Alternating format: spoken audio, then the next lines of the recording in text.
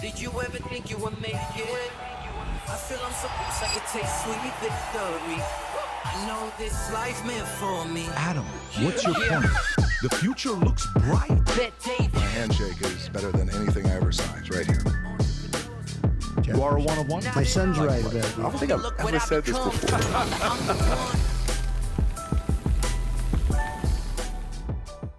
Gang, hope you had a good weekend. Obviously, the war with Iran continues, and there's a lot of stuff going on. It's not slowing down. Gas prices right now, just so you know, when we were talking about where oil prices were going to be, as of right now, for the last 5 days, gas prices, oil prices, crude oil is up 45%. For the month is up 60% is what's going on. So if you go to the gas station, you have felt the difference, and it looks like there's some stuff that's going on in the Strait of Hormuz, and things are not slowing down there. A drone strike torches oil tanker in Strait of Hormuz as Iran blockade halts global shipping. Then you're seeing these clips. If you guys saw these clips with the rain coming, it's almost like an acid rain, chemicals. And this one reporter is showing, look what it's on the car, and you see the black cloud of acid rain. If you've seen the movie, the series by HBO, Chernobyl, that Vinny, you shared with us, it looks like that rain coming down, obviously not at that levels, but you have to see this. We'll show the clip to you. And then on top of that, there was something that happened this weekend, which Tom called last week, and we got to give Tom credit for this, is if Iran attacks Bahrain's water desalination area, if they do, you need that, and they did. So you need that, you need electricity, so they know what they're doing if they're attacking it, and if they go that route, it could be very nasty. At the same time, with Iran, there's a island called Garg Island, Kharg Island. It's in the north, I don't know if I want to say northeast. It's an island. If you pull up the map, it's to keep going out so they can see where the island is. Keep going, keep going, keep going, keep going, keep going. Okay, It's right there. So you see where Iran is and where that is. It's all the way at the top of Strait of Hormuz. That is a very important area that if U.S. or Israel hits, it's very important because that's where 90% of the exports come out. Nothing and they haven't hit it yet. And it's extremely protected and guarded. And by the way, Tom made a good point again this morning while we're talking about this. Once we get into it, Tom will break down the whole thing for you. But if they hit this, if 90% comes out and U.S. and Israel haven't hit this, the reason why they haven't hit it is because they're planning, if it does end up happening, that it's shifted. This could be the place that they could use to, ship oil out to China because China relies on them for their oil, a lot of other things. But if they do hit it, it's like, listen, we don't even care if the business comes to us. So nobody knows how that's going to be managed as they're going through. A new supreme leader of Iran was officially announced. And once they announce the supreme leader, I just want to kind of give you a resume. And you tell me, if you were this person, how would you manage it if you got a new job? Okay, you ready? You just got a job. And this is Mojtaba Khamenei, okay, who is the new supreme leader. His father was just killed in opening airstrikes. His mother, mentioned in multiple sources, was also killed in the same strikes. His wife, Zahra, confirmed killed in the same airstrikes. His son, also reported killed. Some accounts specify grandson of Ali Khamenei as Mojtaba's child. His sister, Hoda, killed. His brother-in-law and other relatives, including nieces and nephews. And guess what? Here you go. You're the supreme leader. I don't think this guy's going to want to seek vengeance towards anybody, but he just got hired. And by the way, just so you know, allegedly, a report Vinny just showed us by Breitbart that he's already wounded, okay? And so his days are numbered. So they're either going to take him out, or if he sticks around, would you naturally, if you watch, Game of Thrones, and a guy becomes a king, okay, this is like Joffrey times 10 is who he is, okay? And he's got all this animosity and rage in him. He just got the big job. And then aside from that, some incredible heroic example by the women soccer players of Iran. Unbelievably, patriotic, how they were able to, and I don't even know how to put patriotic because they stood up against IRGC. I believe it's a game in Australia. And they're standing up, and you're seeing reporters from Iran. I'll play a clip to you guys. if they did this, we have to make an example of them. We can't let them do this because this is an example of what they're doing to us and embarrassing us. We got to take them out. And people are saying, can you please keep them in Australia in this bus? Don't let them go back to Iran. You got to see this clip. It's pretty insane. And then on a different note, while we're going through this stuff with Iran, I got so many stories that we can go to with this. Boom, I'll skip that. Jesse Jackson's son apparently told Barack Obama and who else was it, Biden and others, guys, can we just make this about my dad and not a political event? And so we'll cover that clip when he got up and started speaking. And some bad news for Kenya. This may be devastating news for Kenya. When you think about Kenya, what do you think about? You think about Obama and running, right? No, I'm not saying I like that. I'm just saying that's the criticism back in the days when you think about Kenya. I just saw. Kenya's known for being great runners. Yeah. Well, this Kenyan man who was about to win the LA Marathon, Vinny showed me this clip. I'm saying this can't be possible. This is AI. He says, no, this is real. I said, you mean to tell me a Kenyan man is about to win the marathon, and this American runner, all the way from a back, that's a substitute teacher, starts sprinting for 5 miles, is the closest race ever, and an American beats a Kenyan? By the way, that Kenyan runner going back to Kenya, he needs security because you can't let an American beat you in a marathon. So shout out to Nathan Martin, substitute teacher, for doing your thing. Been running a long time, and he finally got a victory out of it. And then we got a few other things we got to get into. You know, there's a story about Tucker Carlson. Trump kicks Tucker Carlson out of MAGA movement.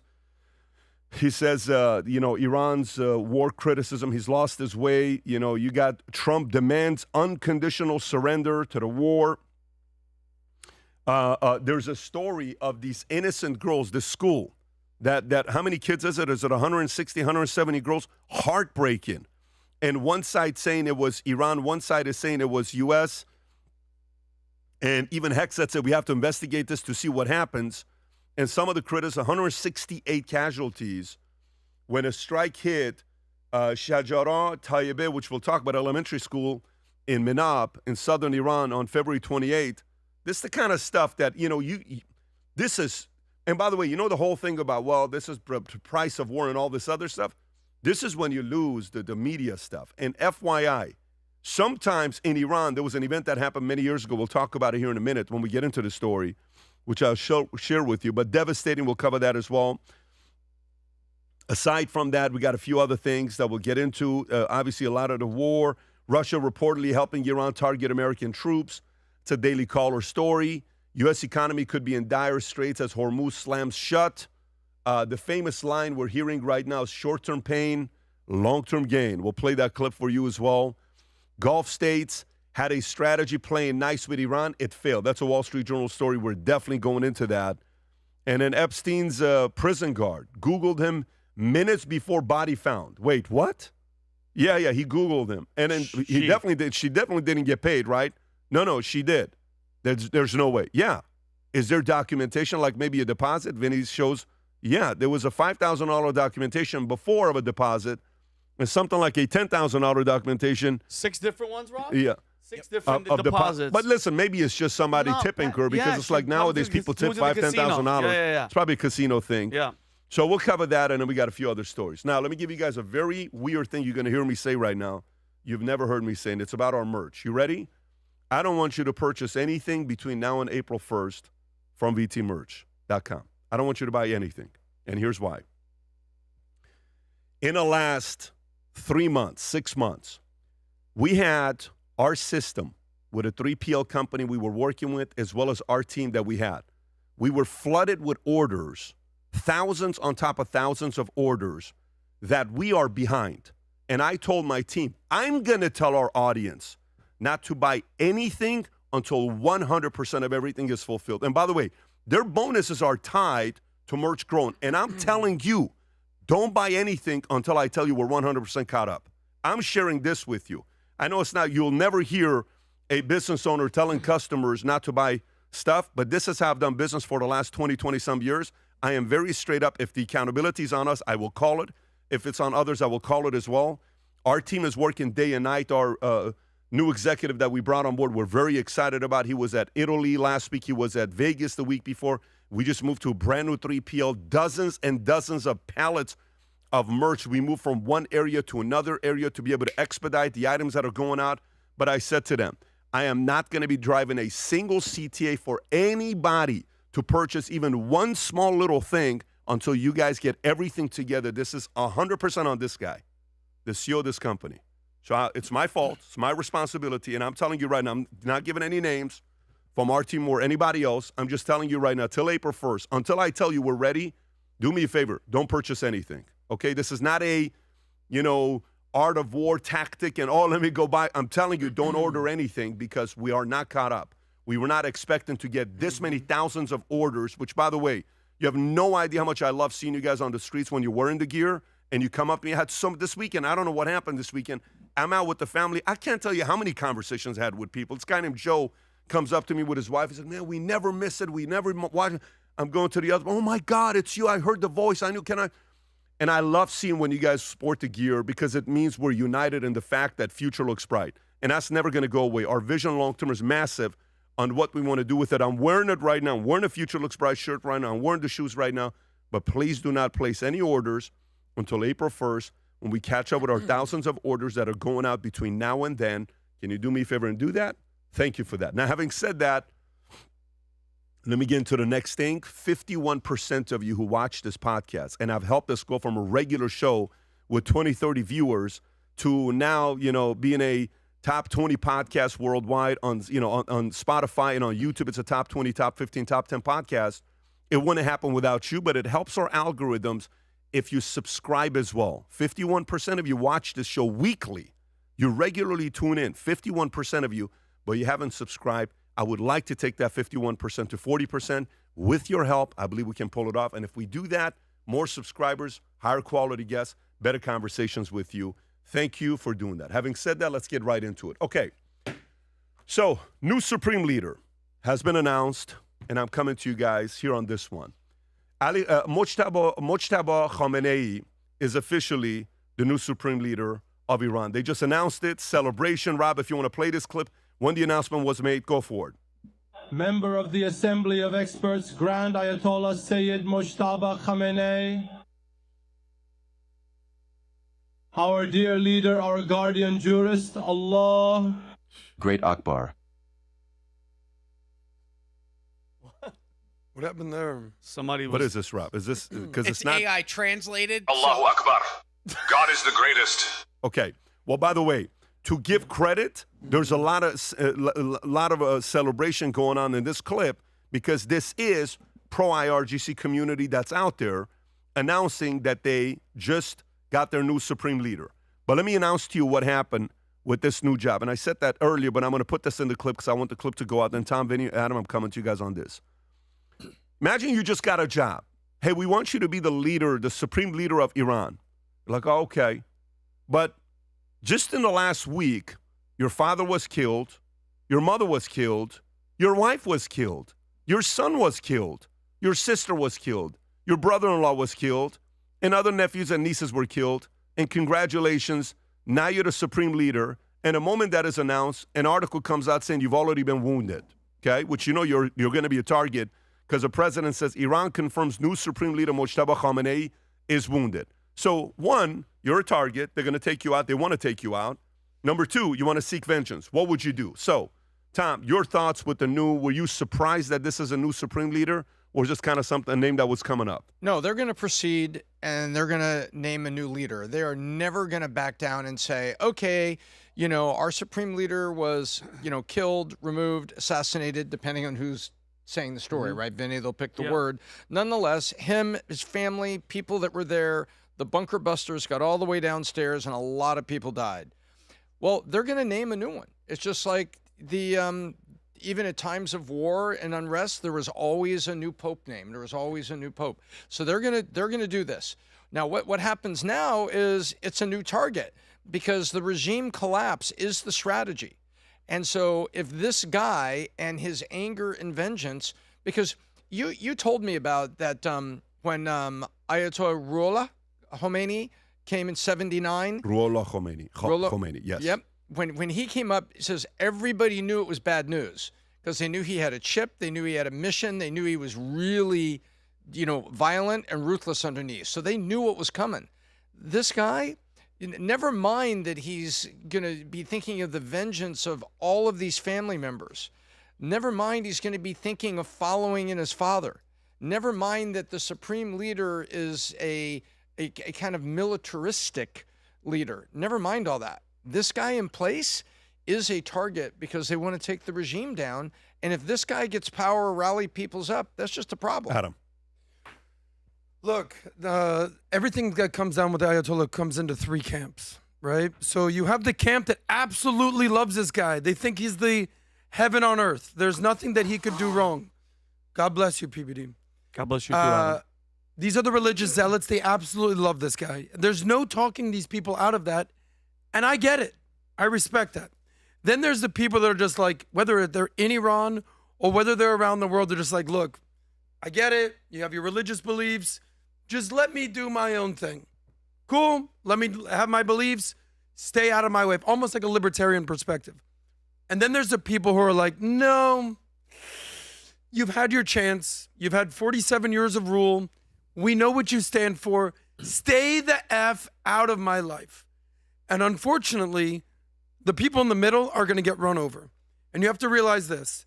The loyalists and the people who want this guy out of their life forever are going to clash at some point, and it's going to get ugly, and it's going to get messy. And thank God we have America on the right side of history that's defending the people that want this guy out. I don't know how long he's going to be there. Tick, tick, tick. We'll see how long it lasts. Well, tick, tick, tick is actually it because this is probably the worst promotion in the history of promotions. It's like being promoted to captain of the Titanic. You don't want this on your resume? No. After it hit the iceberg, they're like, congratulations. You're the I'm like, I don't want to be the captain, Pat, but you have to understand. You're the new starting quarterback of the Jets. Yeah, exactly. After, no. Which may be a worse job, Tom. Yeah, no, it's horrible. By the way, but the guy that won it was a previous starting quarterback of the Jets. So that joke doesn't work anymore because Sam Darnold won the Super Bowl. Exactly. So Oh, go now ahead, that's Tom. backwards. Yes. But not on the Jets. Or they all got hurt. Not on the Jets. They all got hurt. Well, you made a But not great up in point. here. up You're in right. here. Keep Well, you going, remember in Godfather how Robert De Niro played the character of the Don, and remember his father was killed. They killed the mother, and then how long did he wait? 40 years, 45 years to come and avenge the death. Imagine this guy and what gripe and how much He anger doesn't have 40 years. He doesn't have exactly. He doesn't have that. But by the way, they know where he is. They know. Between Mossad, CIA, UK. I don't know about MI6 if they're involved. They might be, but they know exactly where he is, where he's sleeping, who he's talking to. That's not the question about. The question is, what is somebody like the UK going to do? Mind you, this guy, they know where his houses are. He owns $100 million worth of houses. We talked about it last year on Billionaires Row in North London. I wonder if they're going to get involved. Is he going to be visiting? Where is he at? You know what I mean? But He's worth $3 billion. By the way, their family, just so you know, is documented. An article was done on the Khamenei family net worth. Yeah. At one point, $95 billion. $95 billion. Can you type in, Rob, Khamenei net worth? Yeah, family net worth. Can you imagine? Rob now knows how to type Khamenei like Jones. I never thought the day would come, Rob. So Rob good. speaks Farsi at this Look point. at that. Their net worth is estimated to be between $95 to $200 billion. Yeah, but you know why that is, though. No, they make this money because they're big entrepreneurs. AI Oh, technology. they're tech entrepreneurs. They're capitalists. Is that what they so are? let me ask you Or are they siphoning off the money from the Of course Iranians? they're So Pat, let me siphoning ask off you a the money. Probably question. capitalists, So Pat, right? let me ask you a question. Yes. This guy's next up.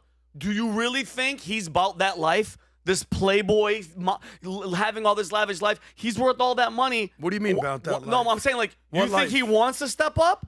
You think? You don't think he's about thug life? Like I you don't. don't By think? the way, let's be honest. You're the son of you, Adam. 50 people in your circle, family members, brothers, cousins, they're all dead. You think he's about that Allahu Akbar? I'm gonna die and get virgin? Yes, No, I don't Vinny. think. No, I respect the question. I don't think he's about But that life. can I answer that? Go ahead. Yes, he's about that life. Okay, we'll see. Everyone in that inner circle is quote unquote about that life. Well, he's about This to get is that what- missile. versus Biggie. By the way, He's about to I get a think we missile. talked about him being the Ayatollah on Friday, as if it was breaking news that had happened over the weekend. This guy, he's been groomed for this position. It's not like they're like, who's this going to be? Their father was 186 years old fighting Rocky Marciano, and then all of a sudden he's the new leader. They knew this was going to happen. He's been groomed. He's gone through the training camp, so to speak. He has the ideological beliefs, can I push and this is what he stands for. Can I push back? They Go killed for the it. entire. He wasn't next up, Adam. This is just the son. They killed It's everybody. not just his Hold on, son. It's his son. Adam, let me finish. I'll wait. again, because you've been doing this a lot, I'll let you breathe.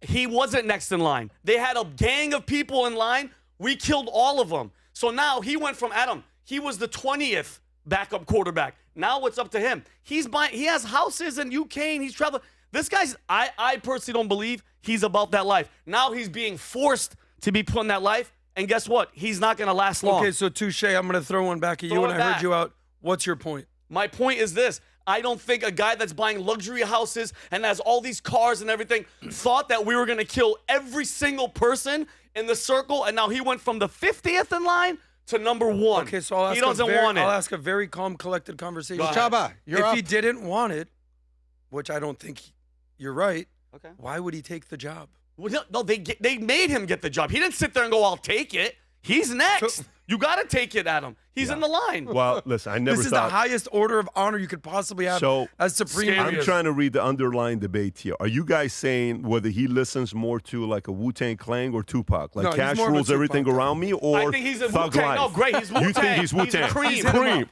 Yeah, all right. No, all right. I think it's Wu-Tang. He's already hurt. Wu-Tang. He's already hurt. All right. Okay. So, Pat, what do you think? This is natural progression. Shaolin. What do you think? You have an eye on this. You have a finger on the pulse. I think this was the guy to get the job because Khomeini, believe it or not, Khomeini's grandson, who was one of the candidates, they put him in that school that they, whatever the main school is that you go to, where they develop you, the indoctrination school.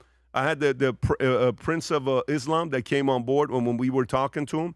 He went to school with Khomeini's grandson, and they actually didn't give him anything. They kind of set him aside on the sideline and didn't do anything with him. So I don't think Khomeini's son was going to get the job. If they kill him, he may get the job. But let me tell you what just happened, Rob. Go back to one of the clips that you had. The grandson, the son of, this is Ayatollah Khomeini's grandson. This is what he said. The grandson said this 4 weeks ago, folks. Go ahead. الإسرائيليون يعرفون بدقة ويعرفون أن الشعب الإسلامي Israel's knew full well that if a day comes when any Islamic nation is capable of firing missiles at Israel قادر على قصف إسرائيل وعلى ضربة على and striking Israel, and if they are capable of erasing Israel, إذا كانوا قادرين على إزالة إسرائيل سيفعلون they will do to Israel what Hamas did to it. كل الشعوب الإسلامية كل الشعوب all the Islamic nations, all of them. إذا نرى أن Today بعض we see الدول that المنطقة some countries in the لا region يعملون بواجبهم are not fulfilling their duty, لعلهم يقولون وحتما saying they are يقولون incapable of doing لسنا so. بقادرين على ذلك وإسرائيل يعلم Israel knows, America knows, والقادة and the leaders of the superpowers know. يعلمون أن الدول الإسلامية And if a day comes when the Islamic countries are capable of bombing Israel, you can pause it right there. Let's repeat. Wow. This is the son of the guy that just became the supreme leader, by the way. Was this guy one of the ones that was killed in the bombing? No, I don't think so. That's a good question. I don't think it's this one that was killed. You know, the one thing about Muslims, they have a lot of kids. But it says at least one son reported killed. Okay, Rob, can you check to see if that was the son that was killed? Yes. I don't think it was him, though. Okay, Go ahead, so baby. if it wasn't him, guess what, Adam? That's the guy that's about that life. This guy's about that life. I haven't seen one video of the son of Khomeini talk reckless like that. That guy's living the lavish life. I haven't heard one speech saying, if we had nukes, if we had bombs, whatever, let's erase Israel. Can I ask you a question? Guy's, yes. So, Vinny, Adam, what do you think?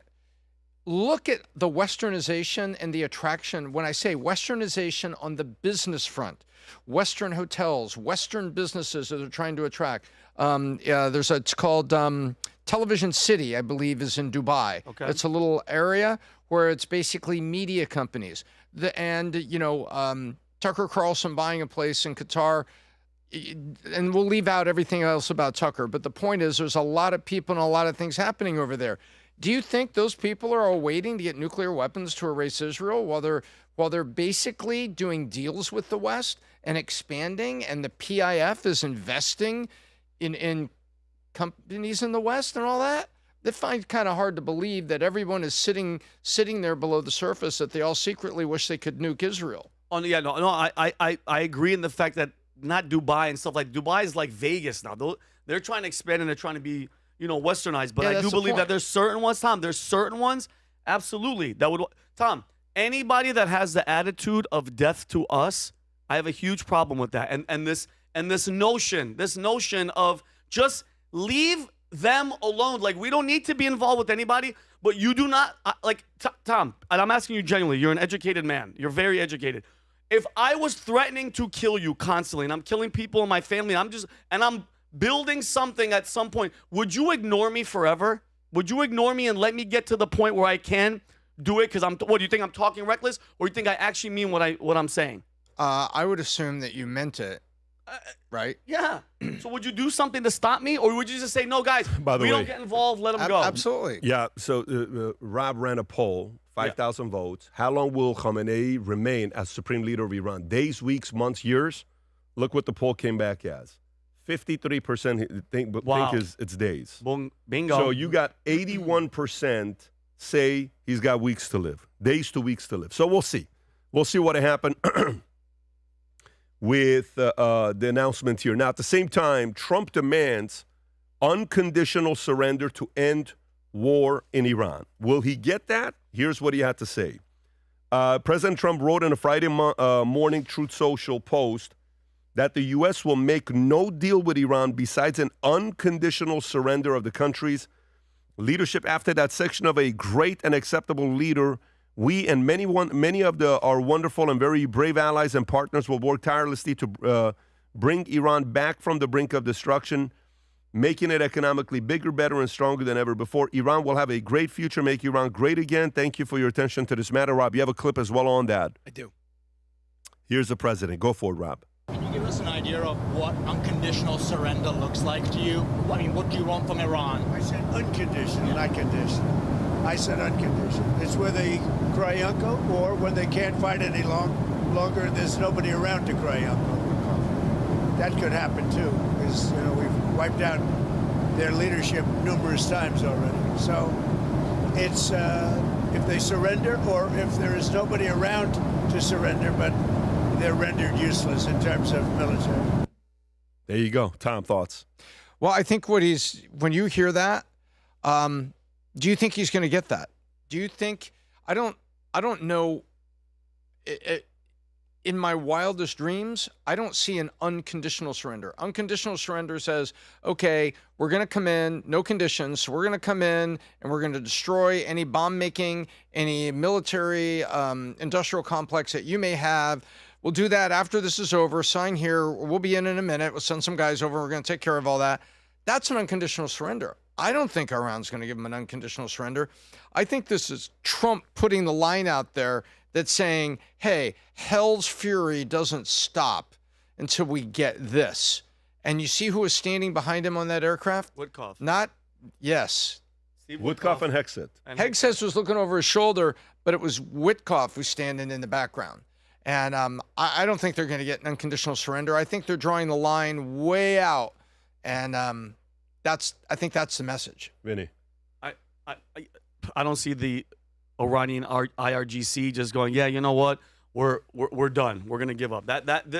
And now that's my one issue with this whole thing, Pat, was this to, because what I initially thought was it's for the people in the street that were dying. Were we going in to help them? And then once it all started, and I think the president said it was to take out their launching missile capabilities. So I want to know, what's the status of all the people that were fighting in the streets? Like, what are they doing? Are they just now standing by and waiting for everything to get bombed out? Because I don't feel like there is a plan for leadership. They're going to keep taking out cousins, brothers, everybody's going to keep getting killed. And the next man up is going to come up, and they're going to have days or weeks time. But that's not on the president, prime minister side. That's on the supreme leader. It's like they're pope. Yeah, no.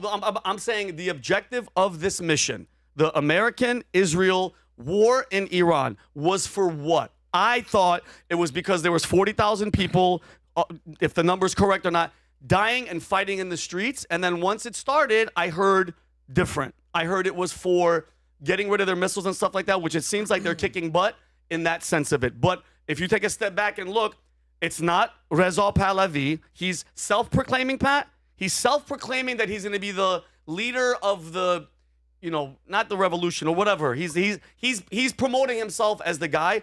But I'm just saying, once this smoke and all the soot, oil smoke bombing transitional leader. Yeah, I'm just hoping that there's something, because if you kill everybody, then what? Who's going to take charge? Who's going to be in charge of the country. That's my only thing. Adam. So this is civilization versus barbarism. I'll say it again. This is civilization versus barbarism. And I think that the Trump administration has learned from all our past mistakes in Iraq, in Afghanistan, in Libya, in other countries around the world like Syria, that we've been in a debacle. I'll say this also. The Iranian people are Persians. They're not Arabs. It's a totally different ideology. It's a different history. The mistakes that we've made all over the past, that I will admit that George Bush and the Dick Cheney wing of the Republican Party have completely ruined the reputation of the Republican Party when it comes to war. But Trump ain't those dudes. Trump gets in, gets out. He's precise. You know, the whole debate in Congress these days, is this a war? Well, it's not a war. Have they declared war? Is this a conflict? Is it a battle? Is it an incursion? Is this a military offensive? Everyone wants to basically have these war of words over whether this is a war or not. But you did a great video, PBD. I encourage everybody to watch it about, is this a regime change or regime collapse? Yep, I don't know what this is going to be yet, but I know this. The world is so much of a better place without the Ayatollah Khamenei in power and the IRGC in power. And whatever happens next remains to be seen. But you control the controllable and you take those people out when you can and you deal with the consequences after that.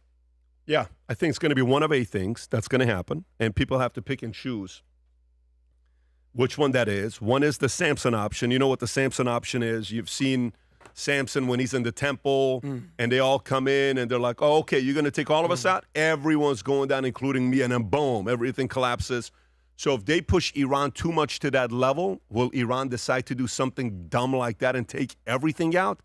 I don't know. That's not good. But by the way, when you say, gee, they don't have anything to come out, but they may do stuff internally with their, like what happened with the 2 kids, the 2 boys in New York, that with the, what do you call it, the bombs that they threw. We'll talk about that here in a minute as well. That's one. Number 2 is, an even more extreme leader takes over and makes it even worse if they're able to survive it.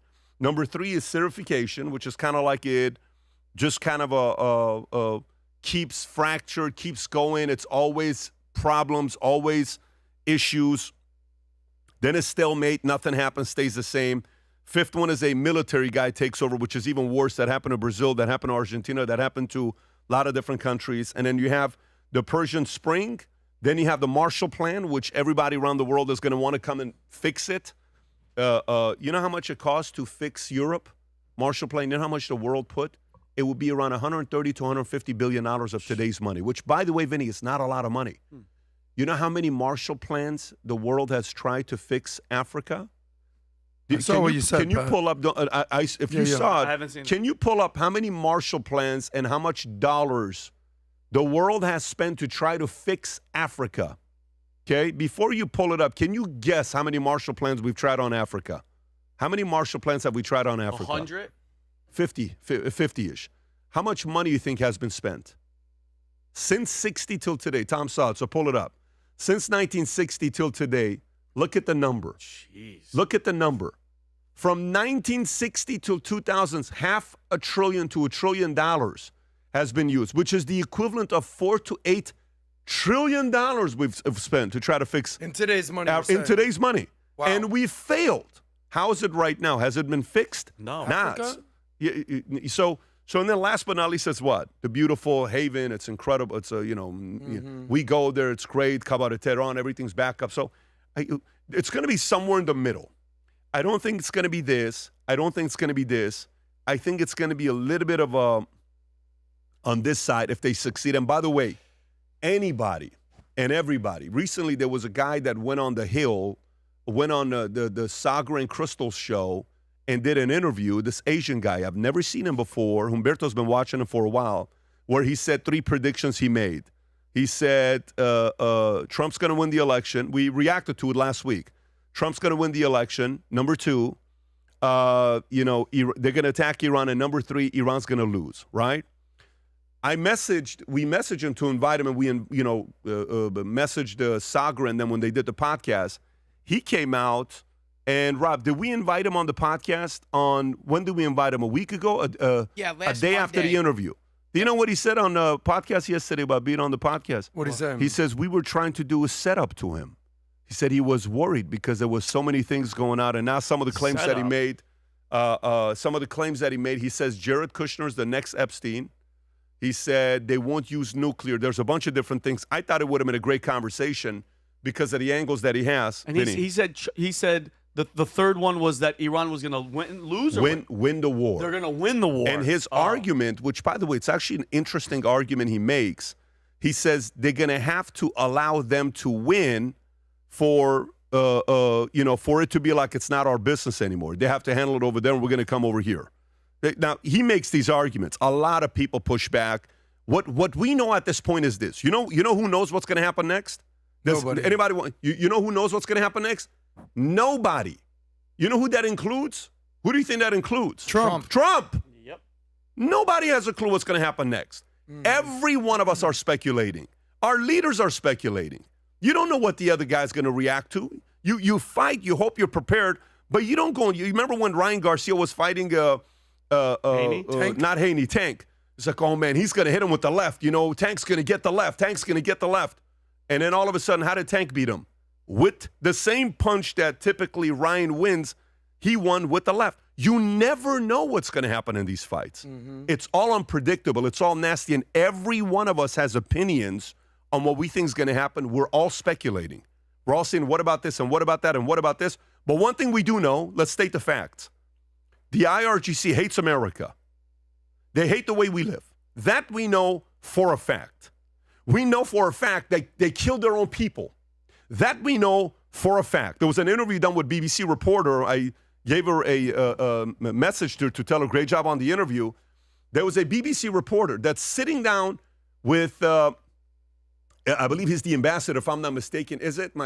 Iran's ambassador to UK, Saeed Ali Mousavi, about protesters being killed by the Iranian government. Look at the way he answers. This we know, that Iran, unlike any other country, is willing to kill their own people. And not by one or two or three, by the thousands. Now, whether the number is 5,000 or 100,000, they're doing that to themselves. Watch this interview with BBC, Rob. Go ahead and play this clip. Go for it. Your country is under attack, but your people have also been under attack. Since we last spoke, your government has killed thousands of its own people in the streets who had the courage to stand up to protest against the suffering that they have been experiencing at the hands of the regime. Thousands of people were killed. How on earth do you justify that, Ambassador? The Iranian side has their own problems due to the economic sanctions against us. And the Iranian people, unfortunately, has their own problems, in this matter. But I do believe, yes, now our people are in a very painful and sensitive period of time, but they are supporting the government against the foreign invader, foreign aggressors. To say, you see, if you go to the inside of Iran, you can see one solidarity, one unity among the people. Ambassador, we would love to be able to report independently from inside Iran to see what is really going on. Why not? But we have seen much of what has gone on. Just this morning, I looked at many of the images and watched some of the videos from what happened to protesters in your country in January. I looked at images and videos verified independently by our colleagues at BBC Verify that show body bags littered over the courtyard of a mortuary, the Karizak Forensic Medical Center in Iran. This we know about Iran. They killed their own people. I saw images of young, old, teenagers, people killed by your government, beaten faces, bloodied bodies, gunshot wounds. How on earth do you justify that and sit there today saying, our people have some complaints? Your government killed thousands of their own people and the world saw that. Listen to his answer. I recommend you to be very vigilant and delicate for and our colleagues have verified those images independently, Mr. Ambassador. Of Iran. Let me finish. And so I do not want to say that we do not have any problem. No. The problem there are. You're killing your own people. What do you mean we do not have any problem? You control that. How to address these kind of problems according to the Iranian laws and regulations. You killed your own very people. Important. And the other, you can pause it right there. So guess what? This we know. Trust what people are saying. Everybody else that's got opinions, we're all in a different camp. What we do know is they're willing to kill their own people. There's a group of Iranian soccer players in Australia who they had they're singing the national anthem. They refuse to sing along, okay? Rob, can you go to that one right there? But actually go to the other one first. So they refuse to sing along, and they're in the bus above. Okay, play the clip, Rob, if you could. They're not singing along. They're in the bus above, That's leaving Australia. People are begging for Australia to not allow them to return back to Iran. Now, watch how this one-man Iranian guy reacts to this, suggesting how the Iranian government should react to these brave women who don't stand for their government killing their own innocent people. Rob, go back to the other clip if you could. And right Pat, there, right. Watch and this while you're one. doing it, Pat, just they're doing sign language saying, help us on the bus. Don't let us go back because they know what's going to happen to them. Watch what this man says and try to read the captions. Go forward. You punish traitors harder during war. Whoever takes one wrong step against the country during war, you have to respond to them harder. Like the story of our women's national team not singing the anthem. You have to respond harshly.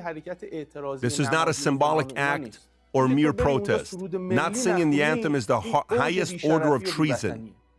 Both people and officials must treat them as traitors. This is not a symbolic act.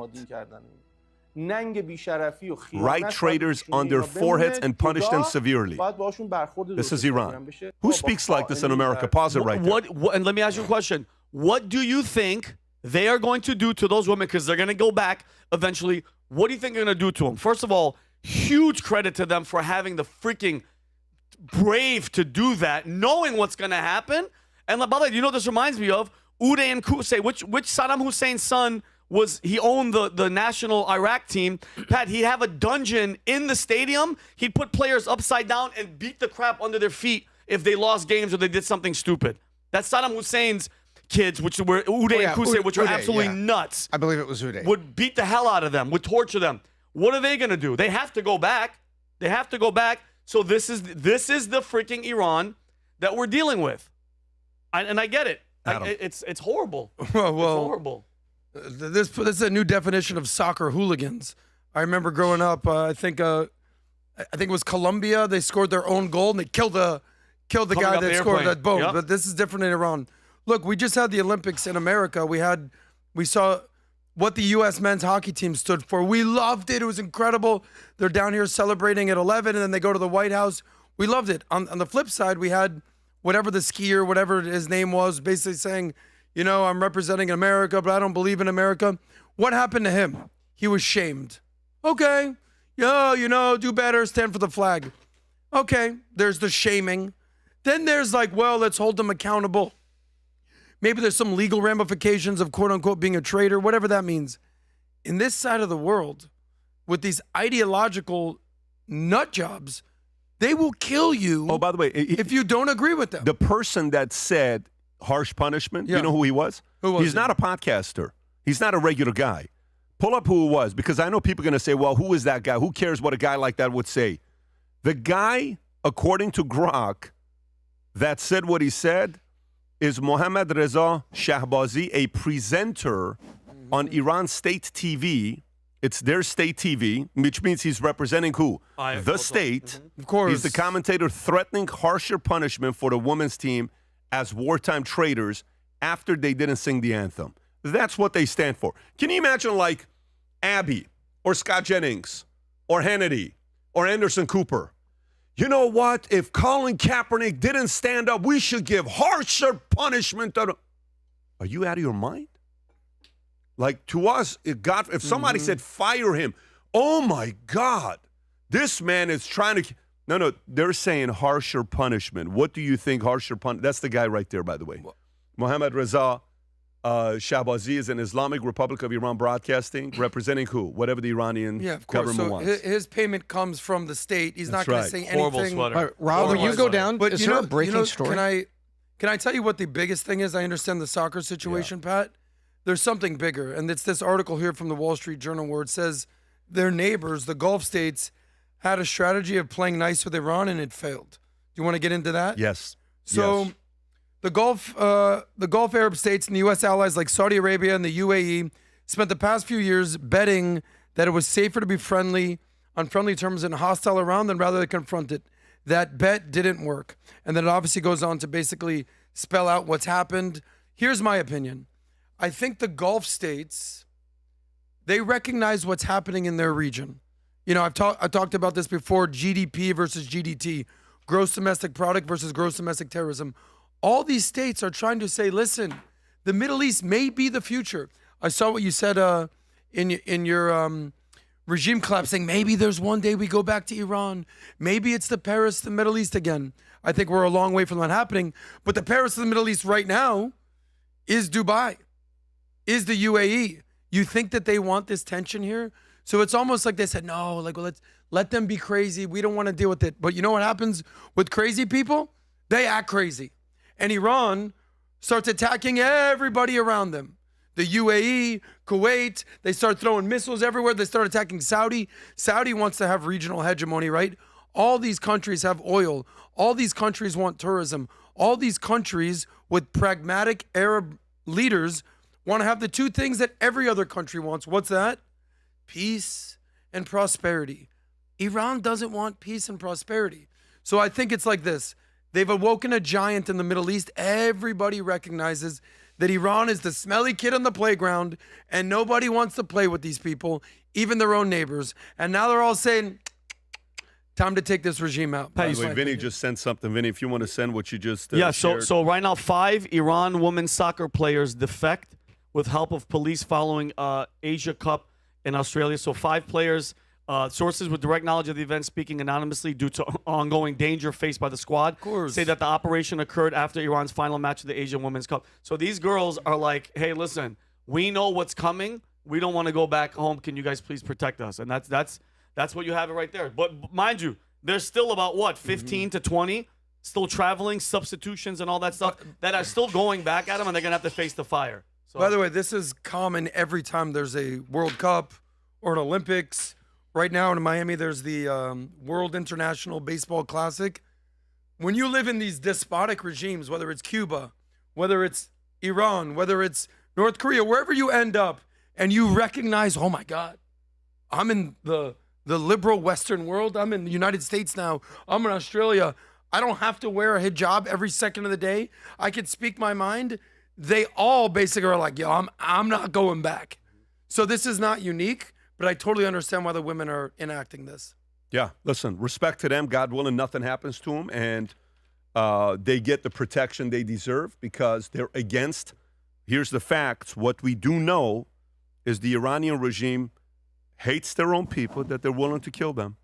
If, God forbid, you go on the street saying, we don't like the way you treat us, we'll kill you. That's the state. That's their state. Hannity, Anderson, Cooper saying, we need to, bring harsh punishment to the people that are going against State us. So TV. why is anybody, Iran State Pat, TV? Before we move on, I just want to get your last opinion on this. You said 81% of the Iranian people hate the regime. Hate. Do you think that They would number's support a changed in the change. last week? Meaning less or higher? Whether it may be. I think the hardliners, whether it's 10%, they're going to double down. They're doing this. Basically kill any dissenters. Do you think that 80 is now 90 now that they're smelling freedom? Do you think that they're seeing their country maybe burning and maybe the 80 is now closer to 70, or that 80 is entrenched forever and it can only go higher? I don't know. I think, listen, I think the whole concept of freedom, long-term wins. During COVID, think about the people that were talking about shut down, take the vaccine, take the vaccine, take the vaccine. Kids shouldn't go to school, and they were supporting it. What happened? They went like this. And then all of a sudden, they went like this. They're like, wait a minute, what are you talking about? I'll never forget, what was her name? Sharon Osbourne. They give $900,000 to Black Lives Matter. Yeah, we shouldn't. And they're like, no, that ended up being a fraud. And in a TMZ interview, if you remember that, no, I regret giving money to Black Lives Matter. But so many people are willing to go here. And then what typically brings everybody back? Freedom and common sense. Brings everybody eventually to your side. Listen, this is too much, guys. I don't support this. Same thing's going to happen here as we're going through these different events taking place. Let me go into oil. Strait of Hormuz. By the way, gas prices. Rob, if you want to go to oil prices, the one that Tom sent early this morning, here's what it's looking like, the latest. 5 days, oil prices, crude oil prices are up 45%. 1 month, 60%. Where is it right now, Rob? If you can go look at prices right now, what are prices looking like right now? Crude oil, if we can look up. West Texas Intermediate, 97.50, just under 100. Okay, 97.50, 99.8 is where we are. And by the way, this is all caused because of Strait of Hormuz, and it leads to this story. Drone strike torches oil tanker in Strait of Hormuz as Iran's blockade halts global shipping. And, some are saying it could get higher, much higher, the numbers. Let me read this to you. A commercial oil tanker was set ablaze in the Strait of Hormuz after it was struck by an Iranian suicide drone. The country's Islamic Revolutionary Guard Corps said Saturday with a U.S. Navy mission to safeguard ships through the region, possibly still weeks away. The IRGC claimed the tanker, the Prima, sailing under a Maltese flag, had ignored repeated warnings not to enter the strait. According to Tasnim, a news agency, Iran's news media, the flow of oil through strait, one of the world's most vital energy. We already know the numbers. We've talked about that. As a result, U.S. oil prices shot up $20 a barrel in a week. Now it's $30, $40 a barrel. Tom, what does this mean? And do you see it going any higher? If yes, how much higher? Well, this is getting a little nervous on a international scale because this is taking time. And the longer time it takes, the longer the straits are closed, the more you're going to have supply issues, and supply issues drives price, and then fear drives price. Can we go ahead and talk about the island? Go for it, yes. Yeah. So Kaharg Island, if I'm pronouncing this correctly, there's a picture of it right there. And you can see the satellite picture there. Zoom in a bit, Rob. The only thing that's on this island is a little square. You see right on the edges there of the island, you see those lateral ports. That's where giant tankers fuel. And then look what's on the island. Tons and tons and tons of tanks. Not military tanks, big round oil storage tanks. This island has got tremendous pipelines that go under the sea, and it is the island that refuels, get this, as Pat said at the beginning, 90% of the exports from Iran go on that island. If you were to hit this island and disable it, you will absolutely disable Iran's export capabilities, number one. But number two, you're going to cause world oil prices to go up. Now, some speculators in the U.S. aren't upset by this, Pat. They look at it this way. In the oil industry, Vinny, if you and I were drilling oil in Permian Basin, West Texas Intermediate, now we're selling oil at $100. A couple weeks ago, we were selling it at $68.50. So one half of the energy infrastructure is not terribly upset. These are the drillers and exporters of other regions. The people that are going to be upset is the European economy, and then specifically China. The boots on the ground, there was speculation. There was an article came out this morning that they said U.S. Special Forces rumored to be preparing to assault and take this island. There it is. U.S. that was and here's 3 hours ago. U.S. weighs Special Forces taking Kaharg Island. This would mean that the U.S. would occupy and control 90% of Iran's exports. This is huge. This either brings them to their knees, Pat, and we can get some sort of a treaty. As I said, I don't think it's going to be an unconditional surrender, but this is huge.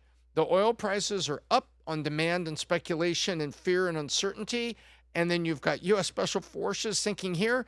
Just this headline, Pat, I think is good for $10 this morning. Because if you think about that, what happens if U.S. Special Forces occupy that island? It means, okay, you're not exporting anything. We're going to control your exports. And by getting the Navy, this is the one area that we have a defense expert that we spoke to this morning. They have fast boats with specialized missiles that are on the back that defend this island because it's pretty close to Iran's coast. So it is well defended, and it's up all the way up at the top of the Persian Gulf. So the price Adam, of oil what are you and all thinking? this is getting a little hairy, Pat. Yeah. I don't think this is going to affect America that much, and I'll tell you why. We don't get our oil from this region. I don't think this is where a region that we care all too much about from an American standpoint. Obviously, I think we're more in the Don Roe doctrine. I think Panama is a bigger deal. I think Greenland is a bigger deal. Look, there's always going to be flashpoints that come up. Tom brings up a good point with China. I did some research on where China gets their oil, and you think, oh, China and Iran, they're in cahoots together. I don't think China cares that much about Iran, to be honest with you. And I'll tell you why. Do you know the number of barrels of oil that China gets from Iran? You think, oh my God, Iran's selling all their oil to China. But that's not where China is getting their oil from. They're actually number 8 on the total list. I don't know if you knew that. So China gets most of their oil from Saudi. After Saudi, they get their most of their oil from Russia, then Iraq, then Angola, of all places, then the UAE, then Malaysia, and then boom, boom, boom, down on the list is Iran. So China and Iran don't have that tight of a relationship. I think the real relationship we got to look at is Iran and Russia. Now there's stories that Russia is sort of helping Iran spy, and obviously there's a drone situation there. But China, for the most part, I know we're talking about the Strait of Hormuz. I think they're just, my point is this, I think they're going to be like, hey, Iran, listen, guy, you're screwing up all our other business with Saudi, with Iraq, with the UAE. If you want us to help you at all, you open up the Strait of Hormuz, okay, guy? Ni hao, and then hangs up. I don't think they're that close with Iran, my opinion. You agree? Well, 10%. What happens if we woke up this morning and the S&P and the Dow dropped 10%? That's huge. 10 to 12% of their oil, and they can't get it through the Strait. China right now, I mean, it's not, you just pick up the phone and say, oh, I can't get, okay, well, that restaurant closed. I'll just call DoorDash, get the other one down the street. It's not that simple. So let's have the conversation. I'm China, you're Iran. Ready? Hey, buddy, you messing up my Strait of Hormuz bigger time. Open it up. What do you say? That conversation, I think, is happening, but China doesn't worry about it. They're just going to get oil from somewhere else. No, but you're simple. Iran. We're playing a role play. I'm China. I'm upset. You close the Strait of Hormuz. You're Iran. Open it up right now, buddy. What do you say? I'm busy. Tell the U.S. to stop bombing me. Well, you're going to be way busier. You do big trade. You're going to be way busier if you don't want our help. Hey, big brother, you're doing big trade with the U.S. I need them to knock it off. I need them to back out of this, and I'm not going to give them an unconditional surrender. I'm busy. So you think that Iran's going to talk tough to China? That's that not basically talking owns tough. them? That's fact. Okay. Fact. As you probably notice, I'm getting bombed on 4 sides, and my Navy's been sunk. I really appreciate what you're saying here, but I need some help. You want to help me? I get that you're busy, but if you want our help, you keep the Strait of Hormuz open because we get our oil from 90% from other countries in the region. All you got to do, give me advanced planes. Give me advanced armaments. I know, giving you nothing. Let me read you what Daily Caller says, okay? U.S. economy could be in dire strait as Hormuz slams shut. Brent crude oil, they're talking about the prices, how much it's up. Now it's 35%. At the time it was 25%. Despite the U.S. backed war risk insurance that President Trump offered all maritime operations in the Strait of Hormuz, traffic remains down 90% since Iranian retaliatory strikes began. Refineries have no way to ship their oil, and some are halting extraction as storage facilities at capacity. We know how much U.S. oils have been hit. A sustained 25 cent per gas prices, inflation by about 25 percentage points, according to the Federal Reserve. If the Strait of Hormuz is reopened and oil exports resume, prices could return to pre-war levels. Very large crude oil carriers, ships capable of carrying roughly 2 million barrels of oil, saw their daily rental prices skyrocket from $206,000 to over $480,000 since markets opened on Monday. The rate doubling results from continued war risk insurance issued and death of vessels willing to brave the increasingly dangerous strait. Yep. I mean, that's a real threat right there. It is. And Rob, here's the math, Pat. This is very good. Rob, you roll back up the article a little bit. Stop. U.S. gas prices move in tandem with Brent crude. For every $10 increase in crude, U.S. gas prices rise 24 cents a gallon. So a sustained, takes about a month, a $40 increase in crude, and we've seen that. We've gone from 67 now to 100. So just under that, that's $1 a gallon at the pump within 30 days, Pat. You see that? 24 cents for every $10 increase in crude. So it's going to be $1 a gallon if this sustains for another 3 weeks. What's the famous phrase that you've been saying for the past 2 hours? Short-term pain for long-term gain. Say it again now with me, brother. Short-term pain for long-term gain. Did you now see make it rhyme again. Short-term pain, long-term Right, gain. You saw the this is talking what point. happens. Well, this is the talking point now that everybody on the Republic, we always call out one side. You got to call out our side as well. The talking point was short-term pain for long-term gain with what's happening right now, and it's in unison. Rob, could you please play this? It actually makes me laugh. Disruption for the long-term gain. Short-term pain for the long-term gain. Short-term pain be for long-term gain. We're going to have some short-term pain with long-term gain. Short-term pay for a long-term gain. Some short-term pain, yes, but we've got some long-term gain. Short-term spike for a long-term gain. Some short-term pain for American consumers. We may have to deal with that in the short term. Short-term and temporary. Temporary, short-term pain. It's going to suck in the short term. Some short-term pain. Short-term pain. We have to focus on even in English accent. Short-term. Short-term, short-term, and long-term. Short-term. Even CNN is saying it? Yeah, all of them. So it's everybody. Lock in step. Well, let's see how short it's going to be. But, But listen, the pain's there. The pain's just gonna because be it's a there. talking point doesn't mean it's true. It's like, I put it like Doesn't this. mean it's not wrong. true. Doesn't mean it's not wrong. Sorry. So just because they're saying it's a talking point doesn't mean it's wrong. They're saying that because it actually has some validity. You get compared you compare this to ripping out cancer. I had a very close person in my life that had to go through cancer, who had to go through short-term pain for long-term gain. Now she's doing great, but there was 2 years of her life that she was in a very tough spot. So that's what's happening here. Look, the IRGC, the Ayatollah, is the cancer of the Middle East, and we've been at war with them since 1979, since they held how many people hostage in Iran? 400 people, 400 Americans? So this cancer needed to be ripped out one way or another. So yes, there's going to be some short-term pain, but in the end, there's going to be some long-term gain. So listen, I mean, as you're going through this, and Tom, you briefly talked about the Katanga, the island, the Gharg Island, however will you pronounce it, that island. Just that not does Epstein 90% of the exporting. Here's the part. I think the part that you didn't cover, Tom, that I think it's worth us putting a couple minutes into. When they say, troops on the ground, here's what I want you to think about. Imagine if the U.S. all of a sudden sends some Navy SEALs, SEAL Team 6, Delta Force, to go and take over that island.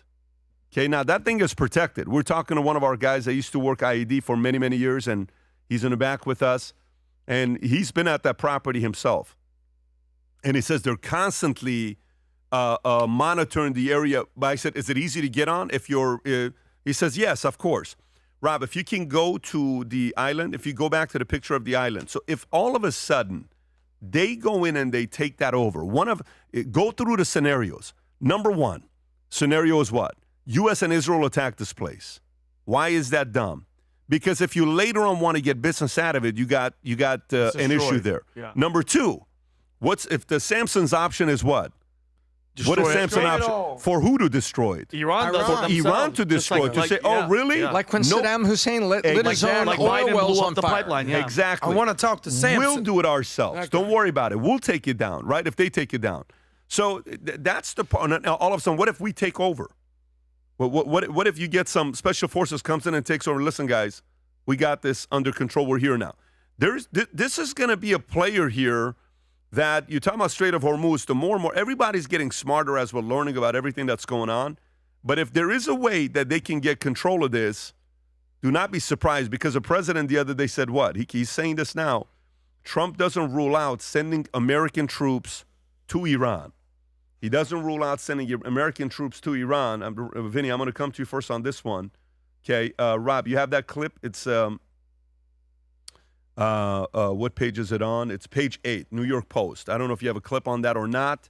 Maybe it's just a Truth Social that I you do. have. I'm sorry. Okay, there you go. All right, 16. so let me go to it.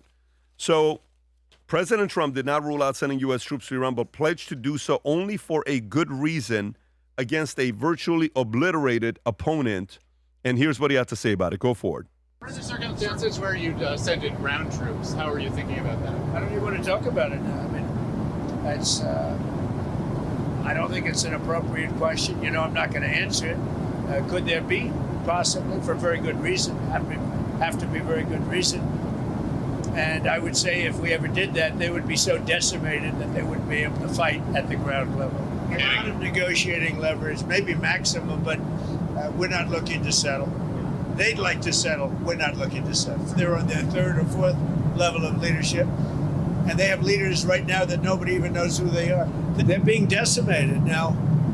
You know, at some point, I don't think there'll be anybody left maybe to say we surrender, but they're being decimated. There you go. Vinny, thoughts? You know, Troops on the ground. I'm anti-American boots on the ground. We've already lost about, what is it, Rob, 7 or 8? 7 officially this morning. 7 official that have, because they're stationed in bases over in the Middle East that are getting bombed. I am 100% against any United States military boots on the ground in Iran. I think with our technology, Pat, with lasers, with all the stuff that we have, this could be a war done without it. But if for some reason, because you know the argument's going to be, if the United States does get to the point, because like you said, it's not my call, I'm not involved, I don't know. However many we send, Israel better send the same exact number of ground troops than we do, because this is their war just as much as it's our war. I'm 100% in agreement that this IRGC, this Islamic terrorist mentality, they kill their own people, they'll kill us in a heartbeat, they need to go. I hope the plan is in place for, I know what you said, Adam, it's they just need to go. But if you don't have a plan set up for the people, because at the end of all this, all the bombs, all the smoke, everything, what I care about is the Iranian people. Where my family's from, where his family's from, where my mother's every single day glued to the freaking computer and the TV, figuring out what's happening, if they know people that are there and all that type of stuff, okay? At the end of the day, it's the people. We want the people to have a freaking future, for the kids to have a future. But if we do send ground troops, which I'm against, Israel has to send the same exact number, or else that's what all we're going to keep hearing is, well, Israel's not sending any troops on the ground. So it has to be fair. That's my take. Adam. When do you think the United States should ever, in any conflict, ever, moving forward, ever send ground troops? I think we fight on our soil. I don't think sending ground troops to some war, because it's not a threat, a major threat to us at the moment. What do you mean? Okay, so we should never, ever, ever, ever, ever send our troops. I'm not saying ever, to ever, fight ever. overseas. But here's my question. So what are the What's conditions threat? where we would? Are we threatening? Are they threatening us like right now? Is Iran like an imminent threat right now to us, to kill us or to harm us? No. I sense I know where Adam's going. Did we send ground troops into Venezuela? Sure we did. Those were paratroopers, Marines. And they were boots on the ground, 20 minutes. For 20 minutes and got the guy and gave him those cool VR headphones and a gray warm-up. Yes. And strapped his ass into a helicopter. Okay. Did Carter send over ground troops to those helicopters that crashed in the desert when he was trying to rescue the hostages? Yes. And he specifically gave the order that protected them. He didn't send as much equipment as they recommended to him. When we went and got Osama bin Laden. Yep, there were troops on the ground. Those, and I think I know where you're going, Adam. I agree with those specific mission actions.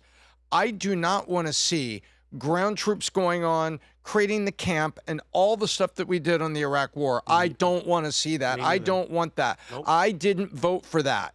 And I'm not in favor of that. I want this to get back to the mission was to dismantle nuclear capabilities, dismantle the ability to manufacture ballistic missiles, and dismantle the stockpiles of those things that were ready to go.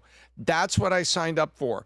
With that comes with all of those people getting the regime absolutely, crushed so that a new democratic Iran can emerge, and to understand that there was a wonderful time in the 60s and 70s before all this broke out, that they were a glorious Persian nation, Middle East.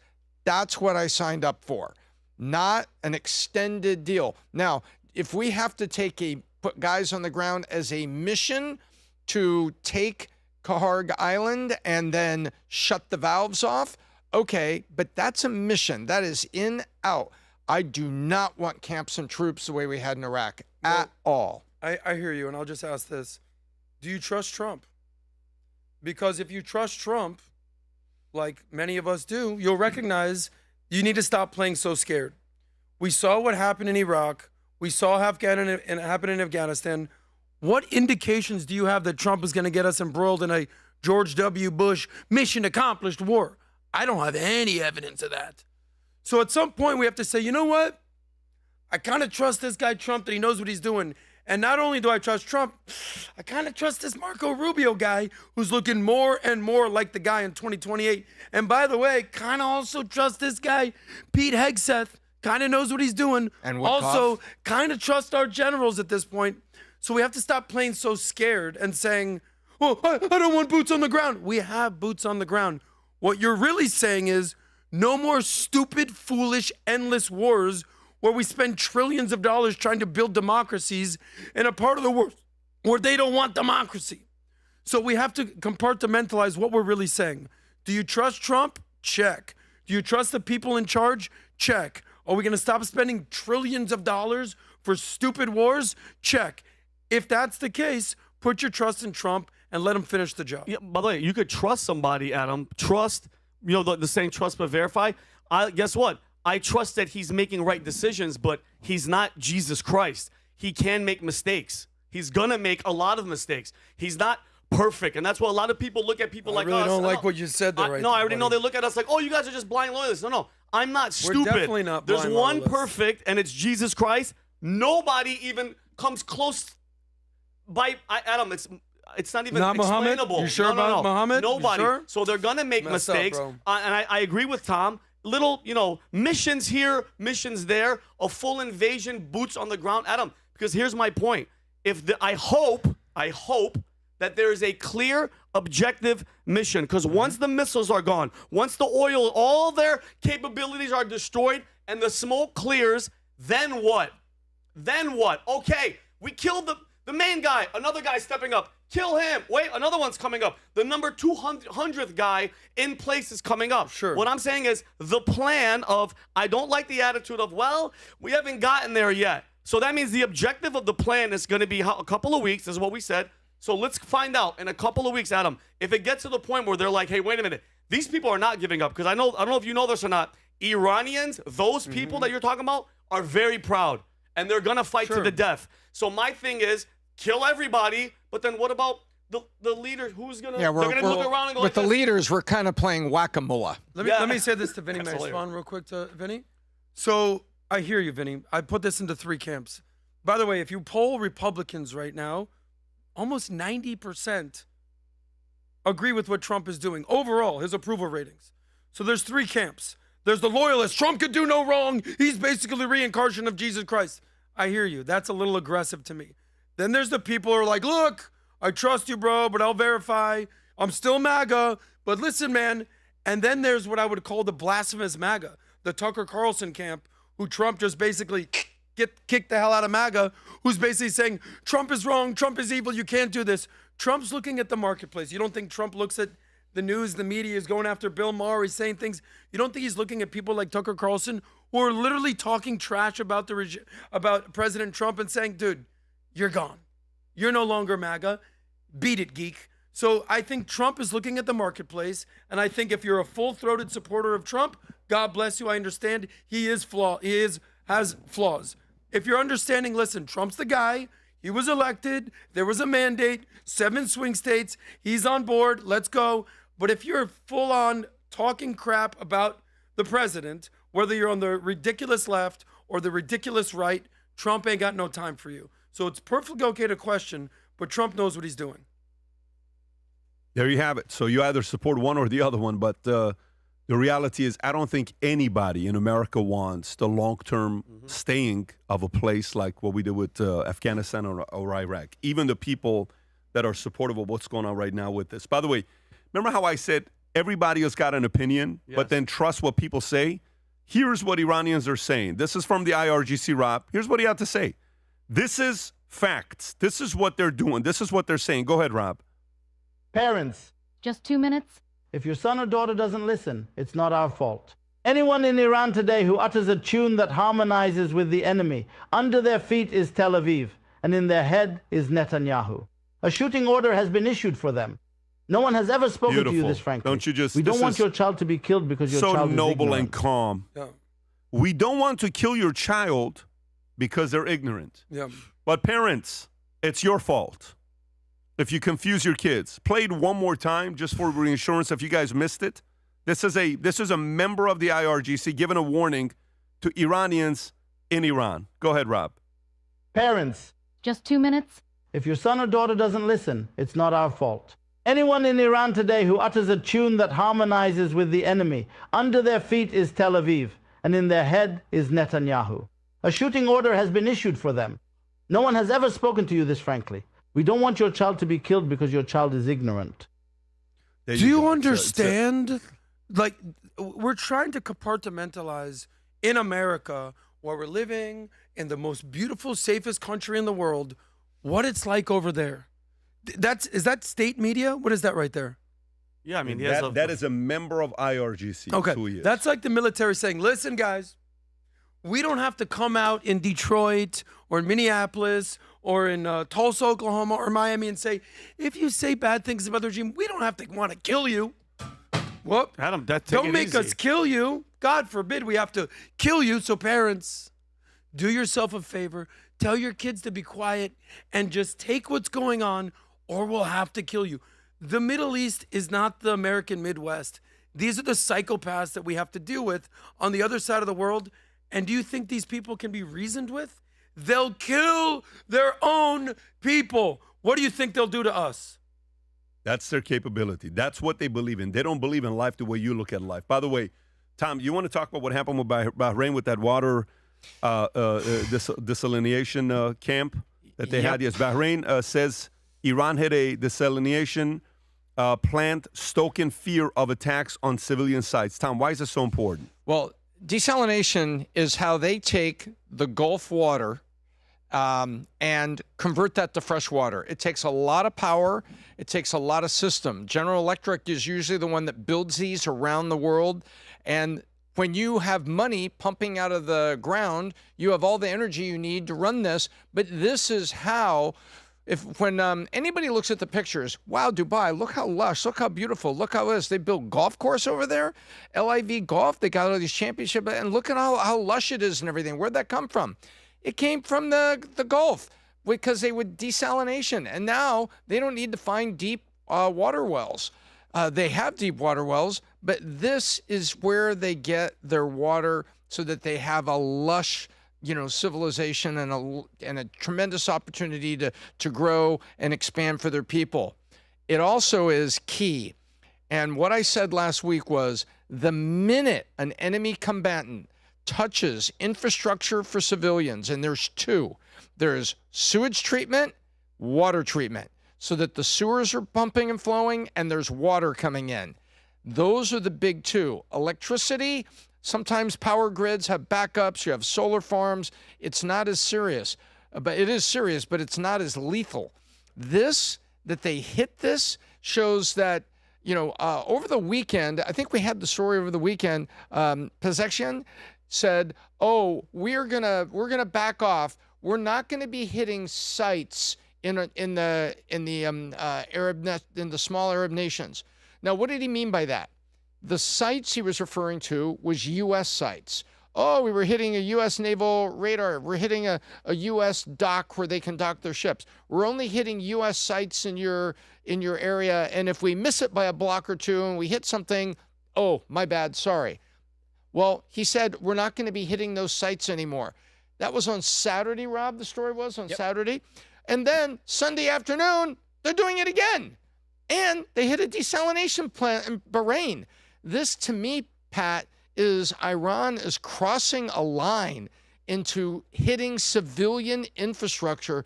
And I think we need to understand just how big of a line this is that they're crossing with the Arab neighbors. It's like crippling, Bahrain's ability, and it's a partial damage. It was partially damaged. So they say it's still working and repairs are underway. But good Lord, you're hitting the water source for a small Arab nation. You are no longer hitting the port with a U.S. ship or hitting a small U.S. base with soldiers running a radar installation for the Navy. You're not doing it anymore. You're hitting civilian infrastructure. There's a bigger story here. I think Tom hit the nail on the head, proverbially. So picture this. You live in the desert in a place called the Middle East. In the desert, you're dying of water. You're dying of thirst. You're so confused. You see in the distance this oasis, and you run towards it, and you realize that you're hallucinating because you have no water, and the oasis doesn't exist. Now, what happens if there was a way to have water in the desert? Oh my God, what would you do to have that water? Well, there's 3 countries that are leading the way in desalination. Those 3 countries are as follows: Saudi, the UAE, and Israel. You know who's not leading the effort on that? Iran. So at some point, this dam is going to break, pun intended, with the water right there, and they're going to realize in order to survive in the desert with climate change and geopolitics going on and war all around us, we're going to need water. So they call oil what? Liquid gold. There's something more important than liquid gold. That is Maslow's hierarchy of power. You need water to survive. So if you're attacking the life source of water, you're going to have a major problem, not just with your enemies, but with your quote unquote neighbors who used to be somewhat allies. Iran, you messed up big time. Okay, so next story I want to go to while we're still talking about this stuff is let me see this one here. Trump kicks Tucker out of MAGA movement after Tucker's Iran war criticism lost his way. Is this a New York Post story? Is there a video or is it a Post story? This is just a story, but this is the tweet from the person who spoke with President Trump. That's the ABC guy? Yes, sir. In a lengthy conversation just now, President Trump hit back at Tucker, who called the Iran war absolutely disgusting and evil. Tucker has lost his way. I knew that a long time ago, but he's not MAGA. MAGA is saving our country. MAGA is making our country great again. MAGA is America first, and Tucker is none of those things. And Tucker is really not smart enough to understand that. Now, here's the thing. While saying that, Adam, your reaction to this? Good.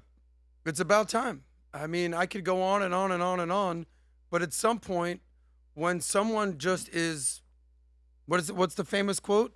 When your enemy is making a mistake, get out of their way.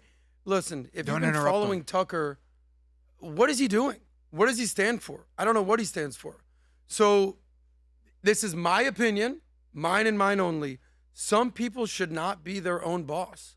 There's one person in the history of America that has been coddled by the American mainstream media for 30 years, and that name is Tucker Carlson. CNN, MSNBC, Fox. What do they do on mainstream media? They say, oh, here's a script, read this. Here's a teleprompter, read this. Okay, all of a sudden, he gets fired. Maybe Fox News knew what they were doing because they're doing better than other numbers. And they said, yeah, Tucker, get out of here. Tucker goes and forms his company with Neil Patel, whoever that is. And all of a sudden, Neil is a player. Sure. He's not he's not that good of a player to basically get Trump in the MAGA camp because Tucker in the MAGA camp because Trump just kicked him out. Basically, he shouldn't be his own boss. And in my opinion, this is who Tucker is. He's had the guardrails of CNN and the establishment and MSNBC and Fox I saying, don't know. color between the lines. I'm gonna show you. Listen, let's go through this, Sure. okay, with Tucker. So, Rob, do you want to play the new survey that came in that Mario Nafal just posted? Mario Nafal just posted this. 45% of young Republicans see Jews as a threat. This just came in, and this is right now. If you look at the news on X, today's news, the top poll, 23,000 posts about this. Young just go today. Go to News Today. Rob, go to the right. Go to Search, Explore, and go to Trending. Actually, I'm sorry. Go to For You. For You. Okay, if you go to Mario, and if I literally just texted it to you a couple minutes ago, if you have it, I texted it to myself. I'm sorry, Rob. This entire time I'm thinking I texted it to you. My apologies. Did you Rob. get it? No, let me send it to you. I sent it to myself. I'm thinking I'm sending it to Rob. Right there. Thank you. Okay, perfect. Watch this. Mario Naval, shocking poll. 45% of Republicans under the age of 44 sees Jews as a threat to the American way of life. Double the rate of for older GOP. Generational rift brewing. Well, according to the survey, Tucker Carlson is a big factor. Tucker's got massive support for them. 55% think he's presidential material. 58% would vote. Should we start worrying for Tucker? This is from Mario Naval. How do you react to this, Adam? So brain rot is a real thing. And if you've been programmed by TikTok for the last 10 years to think that this is the way you should be thinking, then you're probably going to fall into this brain rot camp. I think the biggest loss that we've had in America by far has been Charlie Kirk. Because since the fall of Charlie Kirk, we've seen the following things. We've seen Tucker Carlson just go full retard, as they say, right? We've seen Candace Owens go from friend, ally, to full-on enemy of Erica Kirk and Turning Point USA. Full-on enemy. We've seen Megyn Kelly, who for the most part has been a reasonable actor, realize, oh my God, the chat loves it when I say horrible, bombastic, ridiculous things. Let me feed into that. So I think with the loss of Charlie Kirk, we've lost a reasonable person who has basically held back the idiots and the lunacy and the brain rot right from basically taking over. And then you have Nick Fuentes, an allegedly closeted homosexual. Let him defend himself on that. We'll figure that out. Who's saying the following: Hitler was pretty damn cool. Ask yourself as Americans, is Hitler the cool guy? Was he the guy? Was he the guy that you want to basically emulate after? So you have a weirdo like Tucker. You have a horrible, horrible, horrible, horrible friend like Candace, who if you like Scooby-Doo and you like murder mystery, you can watch her. Or you have a little closeted homosexual like Nick Fuentes leading the brigade of idiocy and lunacy because Charlie Kirk is no longer here. If Charlie was here, none of this would happen. So if you think that this brain rot will help your life, keep consuming this content. God bless. Let me know how that works out for you. Now, here's what Charlie said. Charlie it's going said to this, be but yeah. unnoticed. Go ahead, Vinny. No, Machleta, I just wanted to get from the open it. This was a post that Charlie Kirk posted about the wars and about the new wars that would be happening. And you want me to read it, Pat? Yeah, you can. All right. It's going unnoticed because so much other news is happening, but the war drums are beating again in D.C. The warmongering worry. This is their last chance to get the white whale they've been chasing for 30 years in an all-out regime change against Iran. The new Middle East war would be a catastrophic mistake. Our military stockpiles are depleted for 3 years back in Ukraine. Our effort to reshore manufacturing has only begun. It will only take years to bear fruit. War would worsen our already immense deficit in national debt. Iran is larger than Iraq, Syria, and Afghanistan combined. A war would not be easy and could easily become a calamity. Thanks to President Trump's restraint during his first term, America has a golden opportunity to pull away from the Middle East quagmires for good. We shouldn't throw that opportunity away that some DC has-beens can feel tough by sending young Americans to die yet again. So this was Charlie. You brought up Charlie. This is Charlie's tweet back in April, God rest his soul, saying that how bad a war with Iran would be. And we're going What does that have to do with the question of Tucker? No, you brought up Charlie, and Vinny's showing this to you. But you know what I would tell you that's kind of weird, Vinny? Who do you not see right now? Not see. Not who do you not see. Who do you not see right now in the last, since the war with Iran started? Who's not that public? I'm curious about what is J.D. Vance doing? Exactly. Do you want to know what's crazy? Is that what you're thinking of? Do you know who works for J.D. Vance? One of Tucker's sons? One of Tucker's sons works for J.D. Vance. Really? Oh, can you please verify this? I didn't know that. One of Tucker's sons works Buckley? for J.D. Vance. Yes. So Buckley was hired to join J.D. Vance's team as a deputy press secretary. ABSC reported this about a year ago. 24-year-old, previously worked at Capitol Hill. Now, by the way, this may mean nothing, but do you think Buckley has a good relationship with his father? Of course. Oh, yeah. Of course. Do you think the loyalty is to father? For sure. For sure. Do you think if J.D. Vance hires Tucker's son, what do you think that is to the public? Like, imagine if let's just say Pete Hegseth hired, I don't know, Candace Owens' sister that they're close to or brother, right?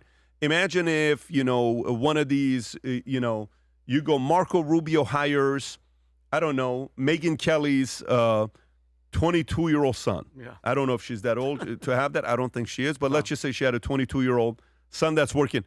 There has to be a little bit of a connection, right? Of course. So this is the part that the more and more you see this, which is the part of politics why most people don't want to get involved. It is super nasty and it's super ugly.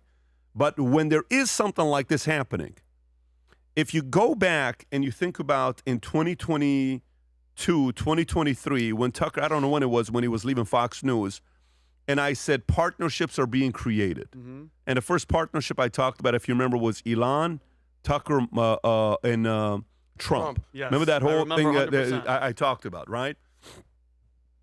And for the first 100 interviews Tucker did that he posted on X, what would Elon do? Retweet and say interesting. Okay? And that's a massive retweet. Oh, yeah. And Tucker went from having a few million followers to I don't know what he has right now, 15, 16, 17 million followers. Guess what? Great move on Tucker to go there if you want to get those eyeballs. I don't know how many followers he has. But if this is a topic, like right now, if you talk to young kids in school, if you go to a regular Christian school right now, you ask them, what are the topics? Like every time I'm around Tom's daughters or I'm around my kids and we're having dinner with 17.3 million followers, how much of that do you think happened because of, Elon doing retweets of interesting? Brilliant move for no money, but it brought him the right audience and following. Brilliant move. He knew exactly what he was doing. Tucker was. But if we go a little bit deeper, in schools today, Christian schools today, next time you go on a dinner and you got a 12-year-old, 10-year-old, 14-year-old, ask them, what do kids talk about in school? And see what they'll tell you. If you ask them what kids are talking about at school, I'll always ask, what do they say about Trump? What do they say about, Epstein? What do they say about Israel? You would be amazed how many kids say things like, you know what? I don't trust Israel. I don't trust this. Listen, whether you like this or not, that is happening in schools today. Young kids. So what does that mean? Well, that means if you look at it from a few different perspectives, one of Iran's biggest strength is division. One of Russia's biggest strength is division, pinning people against each other. One of China's biggest strength is what? Division. If these countries wanted to create a infighting in America, what would be the way to do it? Divide and conquer. This would be the way to do it. And they're succeeding with who? The youth. So now, is it going to be a JD ticket 28 that they're all quietly going behind? And if you look at JD's tweets, by the way, I watch JD's tweets very closely. Go to JD's tweets and activity. It's very much of a, what you're supposed to do to seem aligned. Yes.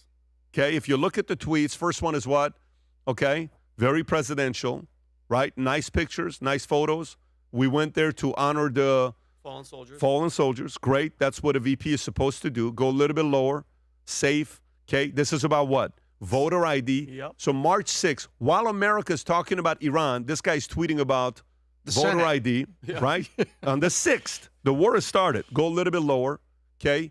And here, United States, President Trump will not get the United States into a years-long conflict. He is giving his opinion. So if you go to 2028 and you say, I was never supportive, if you look at my track record, if you look at this, if you look at that, and if on the inside, Tucker's son, it's like Tico. Yeah.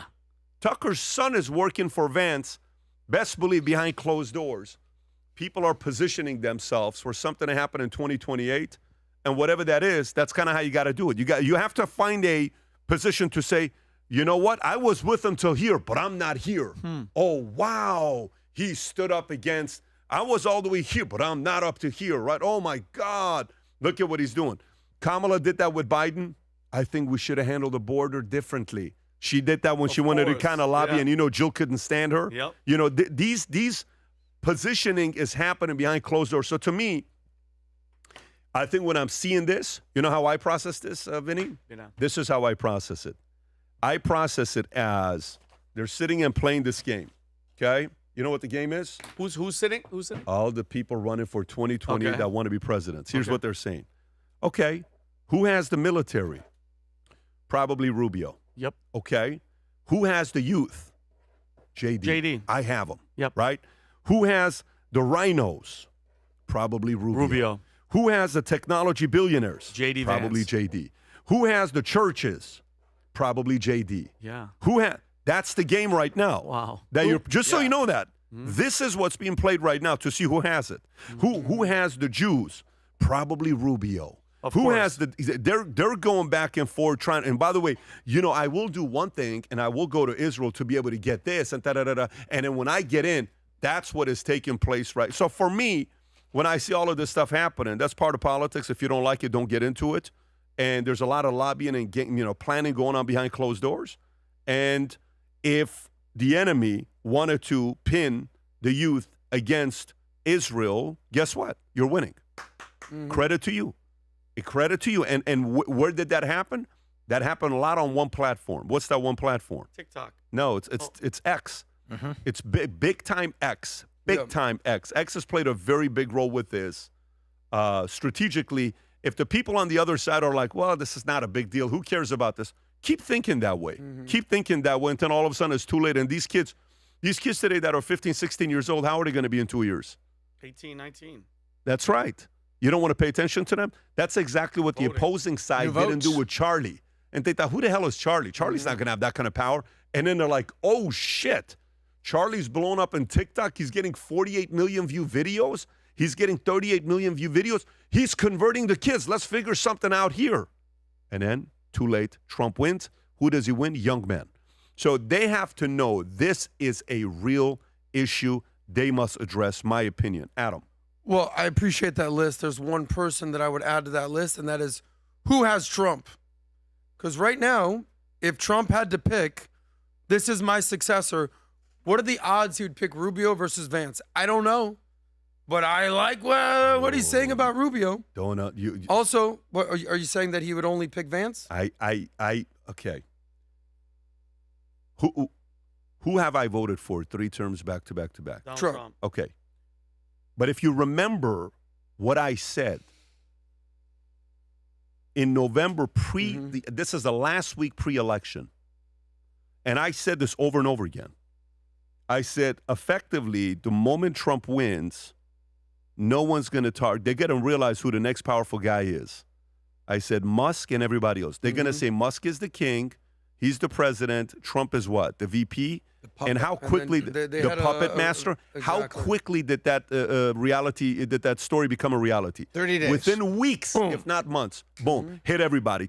Everybody was talking about the puppet master, right?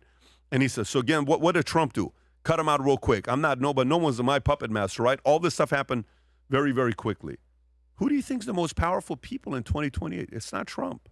Who do you think are the most powerful people in 2028? I still think it's Trump. I don't think so. I still think it's whoever has Trump's blessing will be the most powerful person moving I don't forward. think so. I'm with But Pat. none of these people I don't think are more important than I think Trump. you're being naive. Tell me why. And by the way, I think give me an example why this any is of these coming people from a are guy more that important than supports Trump. him. I And hear I you. think you're being naive. I think if behind, so who's the current Charlie Kirk? Who's the current Charlie Kirk that doesn't has exist right Who's now. the current Charlie Kirk that has the pulse and sees the threats and possibilities of what could happen? That is a logical player, not an emotional player. Like for me, I don't hate any of these guys. I don't hate a Tucker. I don't hate a Candace. I don't hate, but a lot of this is emotion based right now. They hate Israel. They hate Jews. It's a lot of hate, right? Jews are used to this. So I think the Jews were scared for a little But while, and now they're like, all right, you hate us. Good for you. But Good if for you think behind closed doors, it's going to be Trump that has the most power for 2028, I think you're making Who a has mistake. more power than Trump? Are you serious? I'm serious. Guy, who right now everyone's kissing his tail and they're coming to him. What are the most powerful tools in 2028? What are the most powerful tools in 2028? What do you think? You think people are Googling stuff right now. What do you think they're going to be doing in 2028? ChatGPTing and You Grok. don't think who owns Grok? Who owns Perplexity? Who owns Gemini? Who owns ChatGPT? Who owns Twitter? Who owns YouTube? You are delusional if you think Trump's the most powerful guy in 2028. I'm saying person. No, he's not. But give me a name of who would be It's more whoever powerful than Trump. controls the social media that can create the propaganda to pin Americans against Americans. He doesn't control that, and Truth Social only has MAGA. He has the bully pulpit. You're right that the tech companies, foreign and domestic, have a major voice. But there's only one Trump. And remember this. This is not undermining his. He has the power to pick and say, I'm going to be behind this guy. And a lot of the people are going to go behind him. But that is assuming Iran goes well. That is assuming economy goes well. Of course. That is assuming that, tariffs go well. That is assuming midterms go well. That's a lot of things to assume. But what we know for a fact, that's not an assumption. That's a guarantee in 2028. Twitter's a guarantee. YouTube's a guarantee. Perplexity's a guarantee. Palantir's a guarantee. Peter Thiel's a guarantee. J.D. Vance a guarantee that's backing up Peter Thiel. This is all guarantee stuff. Sure. We're not talking hypothetical. So to me, you can be a what's the big deal? Like when I see these reports and I go and talk to kids, you have to see what they're doing with the kids. You have to see what's going on with the kids. And by the way, the kids that are saying this, they're the types of kids that would typically they're good Christian kids that are saying, this is what I'm hearing kids say in school. 12-year-old kids in school are saying, I think the reason for this war is Epstein. How much analysis do you think they have? What do you think the analysis is? They're just seeing clips. But they're seeing who they look up to say that. And so that is a very, very real thing that's going on today. So may I respond? I agree. So if we're going to kind of cut through the clutter here, you're talking about who has the voice for the young American voter on the right. It's not Rubio. Okay, I'm not even saying that. Yeah. I'm saying we have to recognize, forget who they are in favor of, who's our real enemy here. Let's get real here. If you're a just American really loving patriot, you really want to know? It's the radical left and it's the Islamic terrorists. And if you think it's anyone other than that, you can have your opinion. But we all know who's shouting Allah Akbar and destroying things. This is not about who's that. Who's taking out? Who's shooting This is Trump? not about that. Who's shooting Charlie Kirk? To me, you can get lost in the clutter and lost in the noise. You're right. But who's the actual enemy? It's not about. You know who the biggest influence are to the youth right now? Who? Gamers. Podcasters. No, not podcasters. Streamers. Gamers. Right. Do you really? These kids are sitting there and they're like, for 6 hours they're watching a guy play and they're saying, you know what? Fuck is it? Yep. You know what? Yeah, me too. Fuck, he's my favorite gamer. That's the days of Walter Cronkite today is no. Oh my God. Tucker's one of us, and he seemed like he does all this. This is related. And all that. And then guess what? Everybody else is trying to be like Ben Shapiro is trying to be funny. He's not a funny guy. Michael Knowles is funny. Not Bill Walsh. Matt Walsh is sarcastic and likable. Ben Shapiro's brilliant, not funny. He's smart. He's brilliant. They're starting to realize, hey man, we got to win the youth. You can't one day wake up and be a comedian and be funny. So what's the youth going to vote Democrat? Like you see someone like Nick Fuentes saying, I'm done with Trump. I'm encouraging everyone to vote Democrat. So at the end of the day, this whole brain rot will shuffle its way out. Hold on, Tom, and you can go. You can. I'm not. All I'm saying is, what good is this doing for your life? This is not about get out and touch grass. This kids. is not about good or bad guy. I'm not saying what is better, and I'm not even saying what's a better argument. I just showed you 50 clips of what Iranian regime will do to its own people. I just showed you what they will do. At least Jews, Israel, they will defend and protect each other. I just showed you the profile of Iran, what they're all about. Of course it's not real. Of course it's not real. What is the average age of somebody that watches this podcast? Run a poll right now. See, publicly, most podcasters won't do because they're afraid of marketing, all this stuff. Run a poll right now, Rob. Do me a favor. Run it under 25, 25 to 35, 35 to 45, 45 plus. Watch this. Here's our audience. And we're one of the bigger podcasts that are talking about topics like this. Reasonable, fair. Today, we talked about things the regular news is not going to say. about the 167 kids that were, the girls that were killed. They're not going to talk about that. The regular news is not going to show that 45% of youth is siding with Israel. They're not going to talk because they have to stick to a messaging because that's what their audience is supposed to do. We are a reasonable podcast that will talk about stuff that even makes our argument look bad. Can you show me that poll? Watch this. Where are we at? 60% under 45. I am surprised. It's only 40% above 45. But look at under 25. 5%. What's 25 to 35? 24%. We're only 29% under 35. These kids are streaming 90% under 30. 90% under 30. You want to play this game? They're playing the wrong game. By the way, I sat with the Kevin Roberts from Tom. I want to come to you because I'm ranting and I want to stop because I want to hear what you have to say. Vinny, if you have anything to say. I sat with Kevin Roberts from Heritage Foundation. Like, what is the average age of a donor? 64 years old, but we're working on it. You're losing. CPAC, what's the average age of a person going to CPAC? You're losing. It's the same old people. Yep. What's the average age of a person that was going to Turning Point USA? They killed the right guy. Yeah. They killed the right guy. Of course. They killed the right. They know whoever they is. I want to know who was behind it. They got the exact right guy that they took out. The guy was 31 years old. How old are you, Vinny?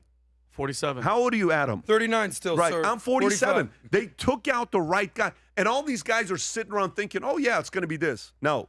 There needs to be a real strategy behind closed doors because your argument is not getting the youth. And that's a 10, 20-year vote you lose. Mm-hmm. Don't get me wrong. We're getting a young male conservative. Young conservative male they're getting. By the way, that young male conservative, who are they listening to? Who are they listening what to? Age? They're listening to, what's his name? 17, 18, 19. They're listening to Nick Fuentes. They're listening to Byron. They're listening to all these guys. They're listening to gamers. Yeah. They're listening to streamers. Tom, your thoughts? Well, what I'm saying is you brought something very, very big up. There is a platform out there that I have on my red list. And what my red list is, whoever controls this platform has a tremendous amount of control over the youth, Pat. It's Discord. Discord is what they listen to when they're playing games. Discord, they want to say, hey, show me about your frags. Show me what you did. Show me what this. And they are listening very carefully. And that is where a lot of these, it's not streamers like Fuentes. Fuentes is there. But if you draw a line at 25 years old, they're not on X like we are. They're not on, good Lord, never been on Fox the way that their aunts, uncles, and grandparents are. They're on Discord. And the streamers and the gameplay and the things are there. It's there. That's where the fight is being fought. And that is, and on college campuses. What did Turning Point do? Debates on college campuses, registering voters on college campuses. Turning Point, Charlie Kirk personally delivered the state of Arizona. We talked to him about the exact numbers when we were in Washington, D.C. for the inauguration. Remember, Pat, in the hallway? He gave us the exact numbers of votes.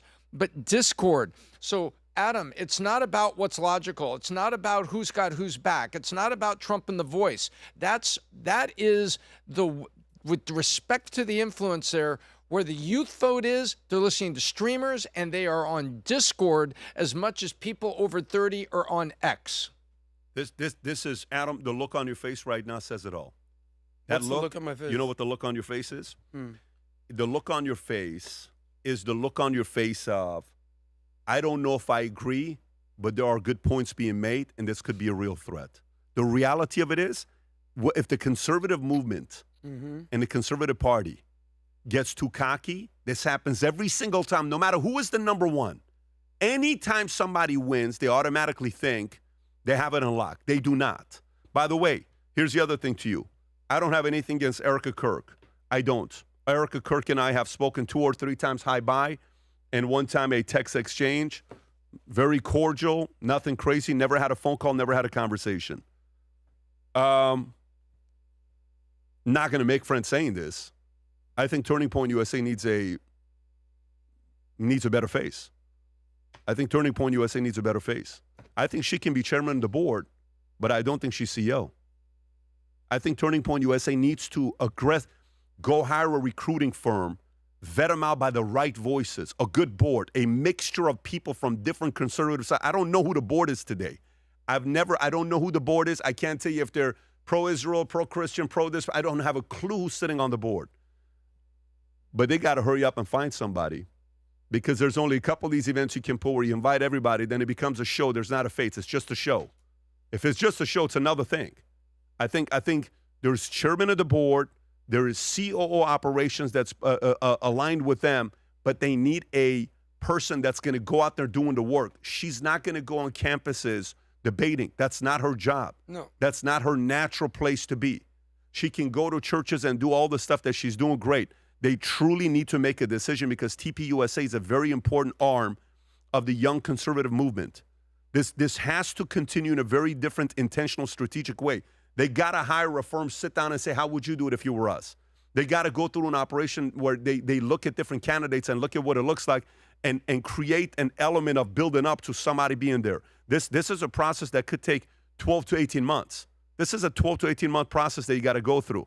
But I think to me, right now, as much as, things are happening and a lot of stuff is going on with Iran behind closed doors, parties are being built.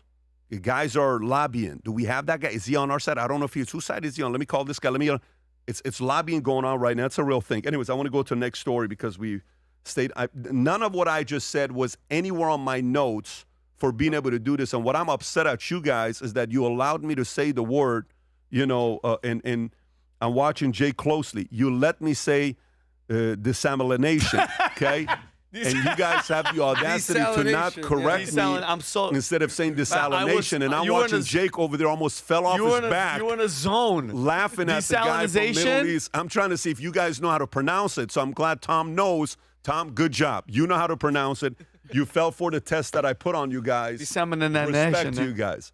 Who creates a word like that? Desalination. Yeah, they could have just said filter, right? Filtering plant. Anyways. Next thing you know, you're going to tell me a Jew created that world. Oh, great. Yeah. There it was. All right. Desalination. Okay. While this is going on, while this is going on in New York, Mamdani, there's this event going on, Rob. If you want to play the clip, I don't know if you have the clip with New York with these two kids.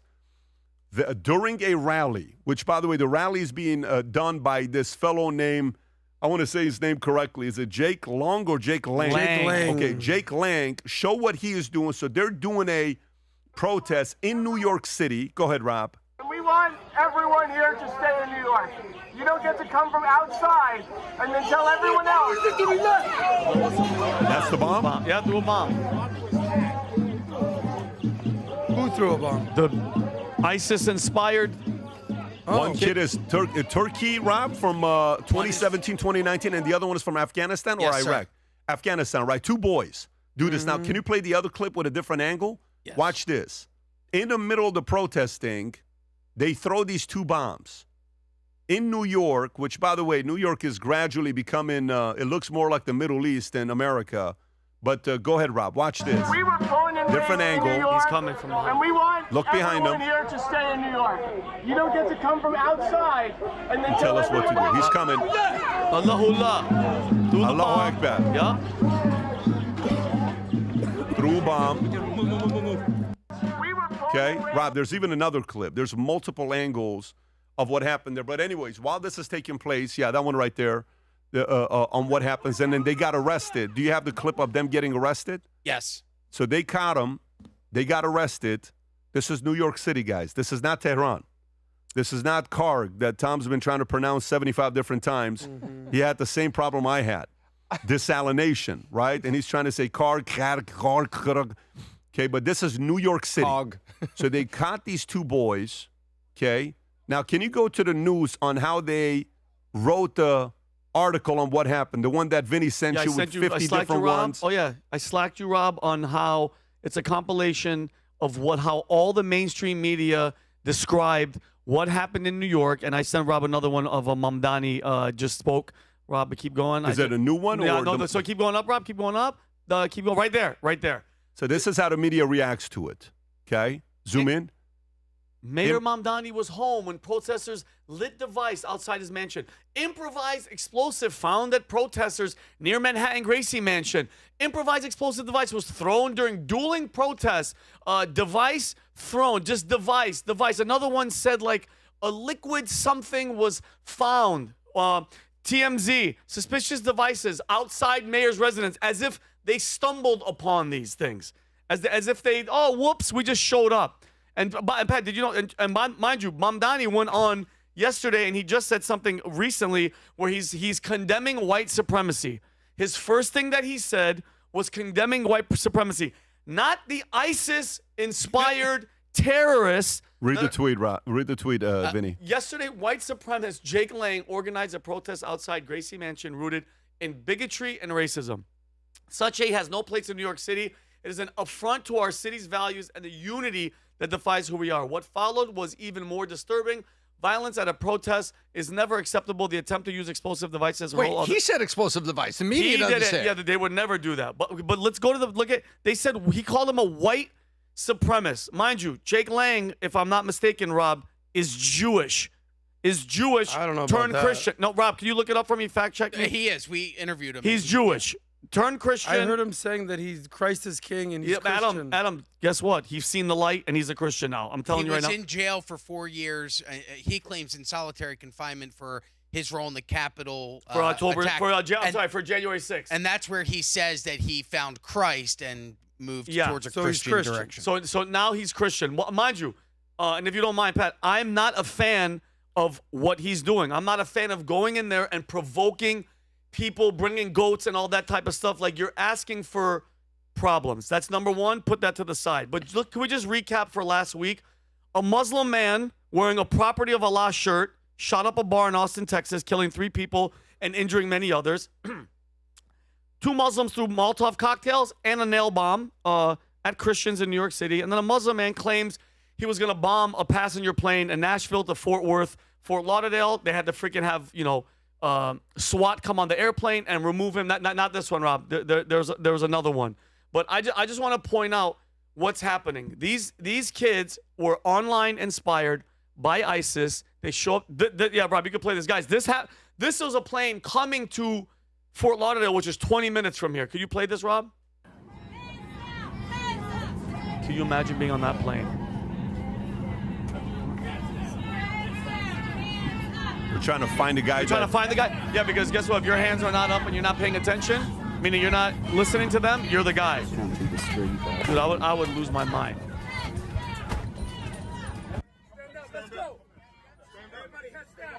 And that's it. They're taking him off the plane. And look, if you can tell, there he is. Not blonde hair, not blue-eyed. What did he say? What did he say? I don't know what he said. If it's the same video, there Let me was guess. this It also rhymed this, with Mala Makbar. Death to America. No, this is a different clip, Rob. This is old. This is an older clip. But mind you, 4 other suspects were arrested. What was the other clip? That's an older clip. That's an older clip. Going, Vinny. 4 other people were arrested. Yep. They found another explosive device in his house. And then Rob, this is Mamdani, and then Robbie, I'm gonna have you show the house of these kids. Go ahead, Rob. Us were home at the time. This was a vile protest rooted in white supremacy entitled "Stop the Islamic Takeover of New York City." I'm the first Muslim mayor of our city. Anti-Muslim bigotry is nothing new to me, nor is it anything new for the 1 million or so Muslim New Yorkers who know this city as our home. While I found this protest appalling, I will not waver in my belief that it should be allowed to happen. Ours is a free society where the right to peaceful protest is sacred. It does not belong only to those we agree with. It belongs to everyone. I will defend that right every day that I am mayor, even when those protesting say things that I abhor. Let me also be clear about something else. New York City will never tolerate violence, whether from protests or counter-protests. Many of the counter-protesters met this display of bigotry peacefully, with a vision of a city that is welcoming to all.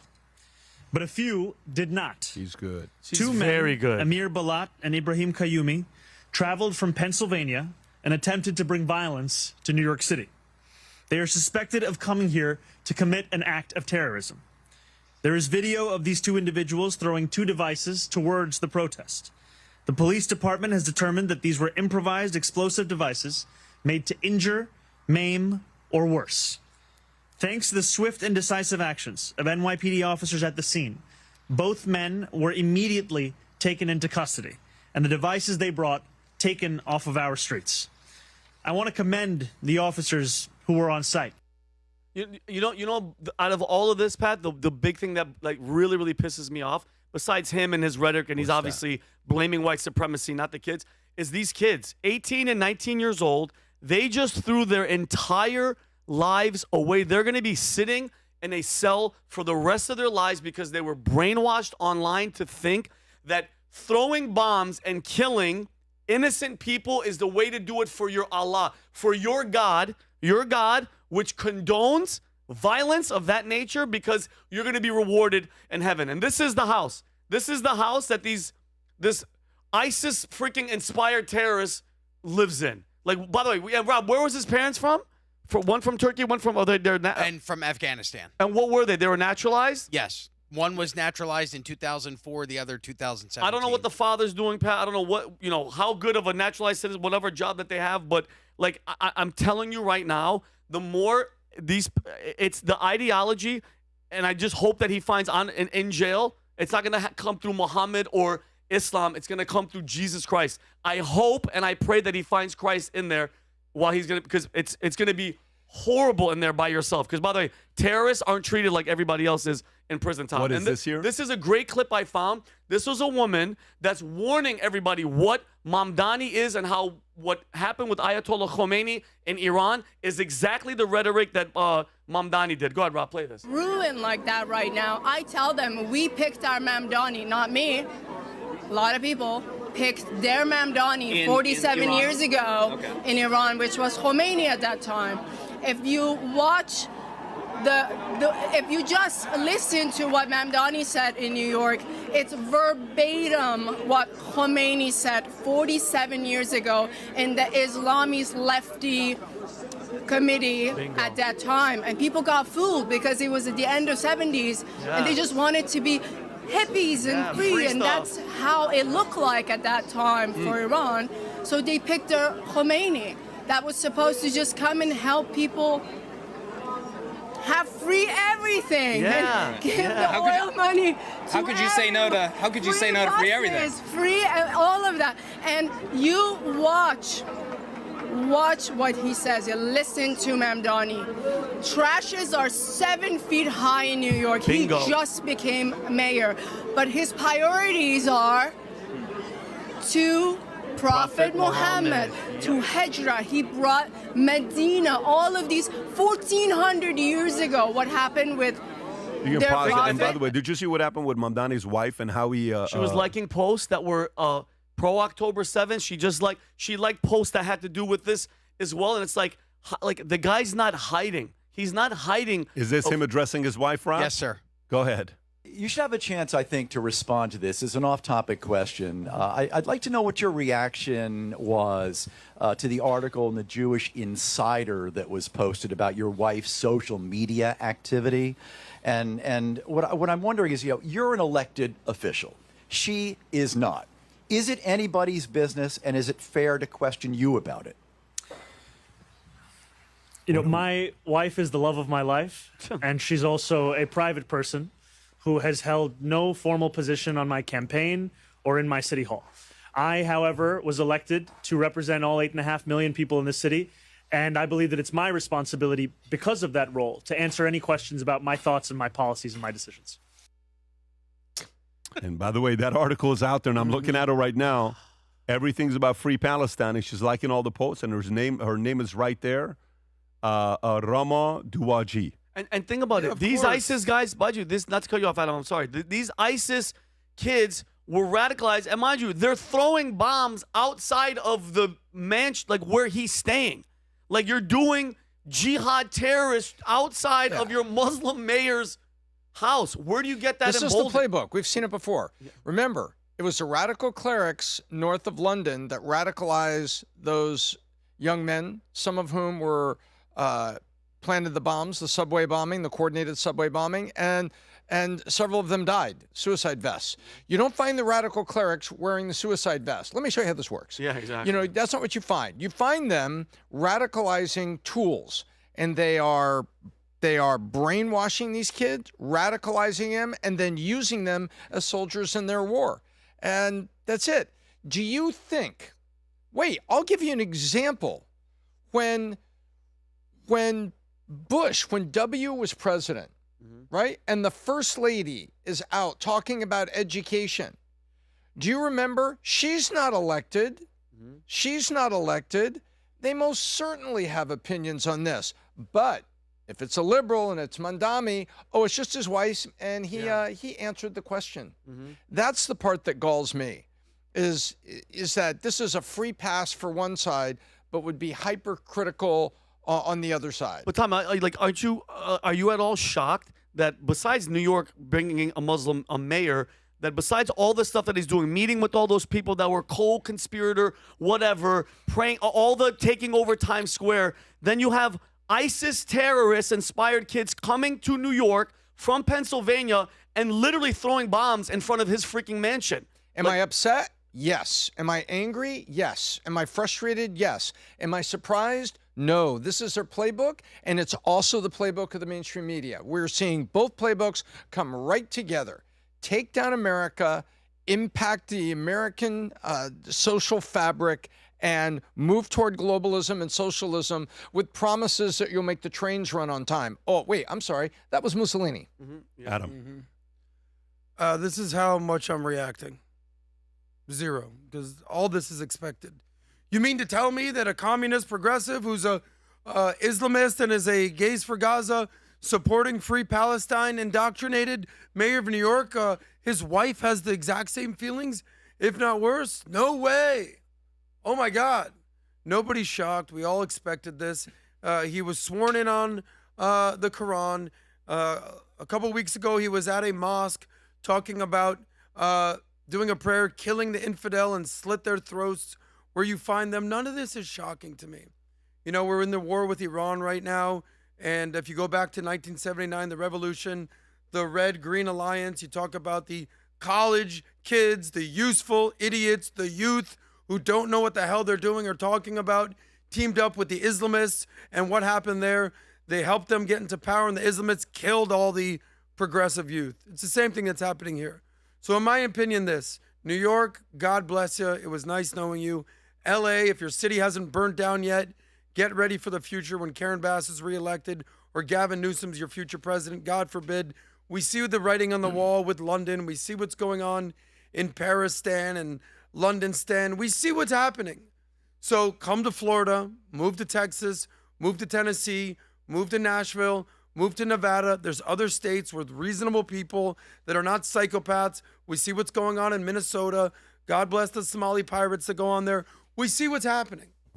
So you can either do something about it, or you can live in Little Mogadishu, Minnesota, or Little Gaza in New York City. Good luck out there, guys. Yeah, but real quick, let's give a shout out to folks in Kenya because I know they're devastated and annoyed about what happened. Furious.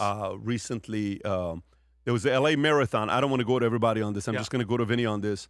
LA Marathon race that's taking place. Rob, can you go back so I can read the description column put? So, new American Nathan Martin wins the closest LA Marathon race in history, beating Kenya Michael Kimani Kamau by just 0.01 seconds. No way. And he said, I made an actual move 5 miles out when I saw no one else was picking up the pace. I decided I needed to push, the 36-year-old say. At a mile and a half to go, I could see the leader with 800 meters to go, and I was thinking I'm catching him. Martin finished the race at 2 hours, 11 minutes, 16 and a half seconds, and here's how the race ended. Go ahead, Vinny. Is he within eyesight? He's making his move. That's the Kenyan. Here he comes. He has no idea. Look at him. He's sprinting. Look at him go, baby. Michael, cross the line here. Michael Kamau from Kenya. Wow. 11 minutes on the clock. He has no clue about They're thinking they're cheering for him. And then right now he's fading. Look at this. Guess what? America. No way. 0.01. I've never seen this. When he fell, the closest finish ever. And then watch this. As he's taking his break, LA Marathon, substitute teacher. Where's my flag at? Yeah, I did it. Yeah. Good for you, Bingo. buddy. Exactly what happened there. Is he within? I mean, Ben, I'm just curious. When's it like? If you guys think about it, they're running for their freaking country, and they get like I think Rob, $40,000, $20,000. I don't know the last time a non. It's a salary of a substitute teacher, so he what got I'm paid saying. in 2 hours, but he gets paid annually as a substitute teacher. But how amazing like that? That's the never giving up and just keep pushing. Wait, probably $6,000 to $10,000, And then I'm pretty sure with all the bonuses and everything. But I don't even remember when's the last time a non. Look, shout out to Nathan Martin. Good for you, buddy. Congrats. Congratulations. He's based out of where, Rob? I want to say Michigan. Yeah, right? I believe we tracked him to Michigan. I think he's Duluth, from Michigan, something no, like something, that. Let me tell you right now. Okay. Well, anyways, congratulations to him. Let me go to a last story here before we wrap up, which is kind of weird, folks. This one's weird. And Vinny, I'm coming to you with this one. And then Tom, to you next. Epstein prison guard Googled him minutes before body found and made mysterious deposits before pedophile suicide DOJ. Okay, so check this out. This is a little bit sus here, but let me read it to you. So one of Jeffrey Epstein's prison guards Googled the sex predator minutes before he was found dead. This is a New York Post story. And also made a mysterious $5,000 cash deposit 10 days before the predator's jail cell suicide. New Department of Justice documents reveal Tova Noel was one of the 2 Metropolitan Correctional Center workers accused of falsifying records to say they checked on Epstein throughout the night before his August 10th, 2019 suicide. The guards were fired, but criminal charges against both were later dropped. Noel Google latest on Epstein in jail at 5:42 a.m. and then again at 5:52 a.m. Less than 40 minutes before her colleague, correctional officer Michael Thomas, found the disgraced financier dead in his cell by hanging at 6:30 a.m. According to an FBI record of Noel's internet search history that night, earlier that shift, Noel shopped for furniture online and snoozed on the job instead of making the mandated checks on Epstein every 30 minutes, while Thomas pursued. Motorcycle prosecutor said the FBI highlighted the eerie internet search in its 66-page forensic examination of the Bureau of Prison desktop computers of Noel and Thomas. It was the only search highlighted. Meanwhile, Chase Bank flagged cash deposits in Noel's bank account in a suspicious activity report to the FBI on November 19th. Another DOJ file revealed a total of 12 deposits. Began from April 2018, the bank said, and culminated in the largest deposit for $5,000 on July 30th, 2019. Vinny. Okay, I'm actually so happy that we chose this story to be on because I saw this Google trend where because of the Iran war, Pat, it was searched. Epstein was number one, and then it dropped off. But then, because there you go for X, and I absolutely love Elon buying it, these type of stories keep coming up. So, but all these deposits, 11,000, 5,000, somebody online was like, yeah, well, maybe her job is good. You're not getting paid that much money in this many times. And what bothers me is the Department of Justice never questioned her about the money. You would think, Tom, when an investigation of this magnitude with all the stuff that he's connected to, you would ask about the money, okay? And then the prison video showed that night, investigators described a strange orange flash moving towards Epstein's tier at around 10:39 p.m. The FBI later suggested it was her carrying inmate linen, which would have been outside her normal prison protocol. So that was false. And then she had also been accused of falsifying prison records related to that night. Those charges, Pat, were later dropped. Weird. And then after leaving the prison, she was later sued at a job for, guess what? Alleged assault. That's her, okay? So Epstein had no cellmate that night. The guards failed to perform their routine checks. That's her? That's her. The noose photographed in the cell was reportedly not the one used, according to the Inspector General. Think about that. The noose that he hanged himself with, that's the proper verbiage, it's not hung, hanged himself with, was not the right one. That's the Inspector General. Okay, and his neck injuries were said to be more consistent with a thin cord. Long story short, here's the bottom line. Either Jeffrey Epstein escaped from prison that night or he was murdered. Period. End of story. Let's just full stop. Okay, enough of the games. All right? You have the guard Googling Epstein minutes before he's dead, the cash deposits from her, missing checks, 30 seconds that our Department of Justice edited and tried to act like we're dumb, like we weren't going to figure it out. Okay? Shredding documents, and this keeps happening. Guys, this keeps freaking happening. And I saw one more thing, Pat, that kind of tied this all together. Rob, I sent you this thing on Slack about Jeffrey. Right there. Click on this. This is, Pat. Rob, can you go back to the actual tweet? What's the tweet say? Sorry. No, you're good. It's a sworn So testimony this is statement, Epstein trained as a spy under the FBI. And I'm going to read this, Pat, if you don't mind. Go for it. This is, I triple checked. This is an actual document. a confidential human source. By the way, these are people that they trust to get them information that are inside. So this confidential human source was asked by the handling agent about information he or she may be aware of related to improper domestic, that's us, CIA, and foreign influence, Mossad, over the electoral process of the U.S. CHS already provided some of his information documented in previous reports. Now, let me go below. Ready? Harvard Law professor Alan Dershowitz, the confidential human source, learned that Dershowitz influenced many students from wealthy families. For example, Josh Kushner and Jared Kushner were both his students. Dershowitz told the confidential human source that if he were young again, he would be holding a stun gun as an Israeli intelligence Mossad agent. The confidential human source believed Dershowitz was co-opted by Mossad and subscribed to their mission. The human source continues to communicate occasionally for Dershowitz. And then look at the bottom. Jeffrey Epstein was represented by Dershowitz. And this person, remember, Dershowitz tell Alex Acosta, the Attorney General from Florida, that Epstein belonged to both U.S. and allied intelligence services.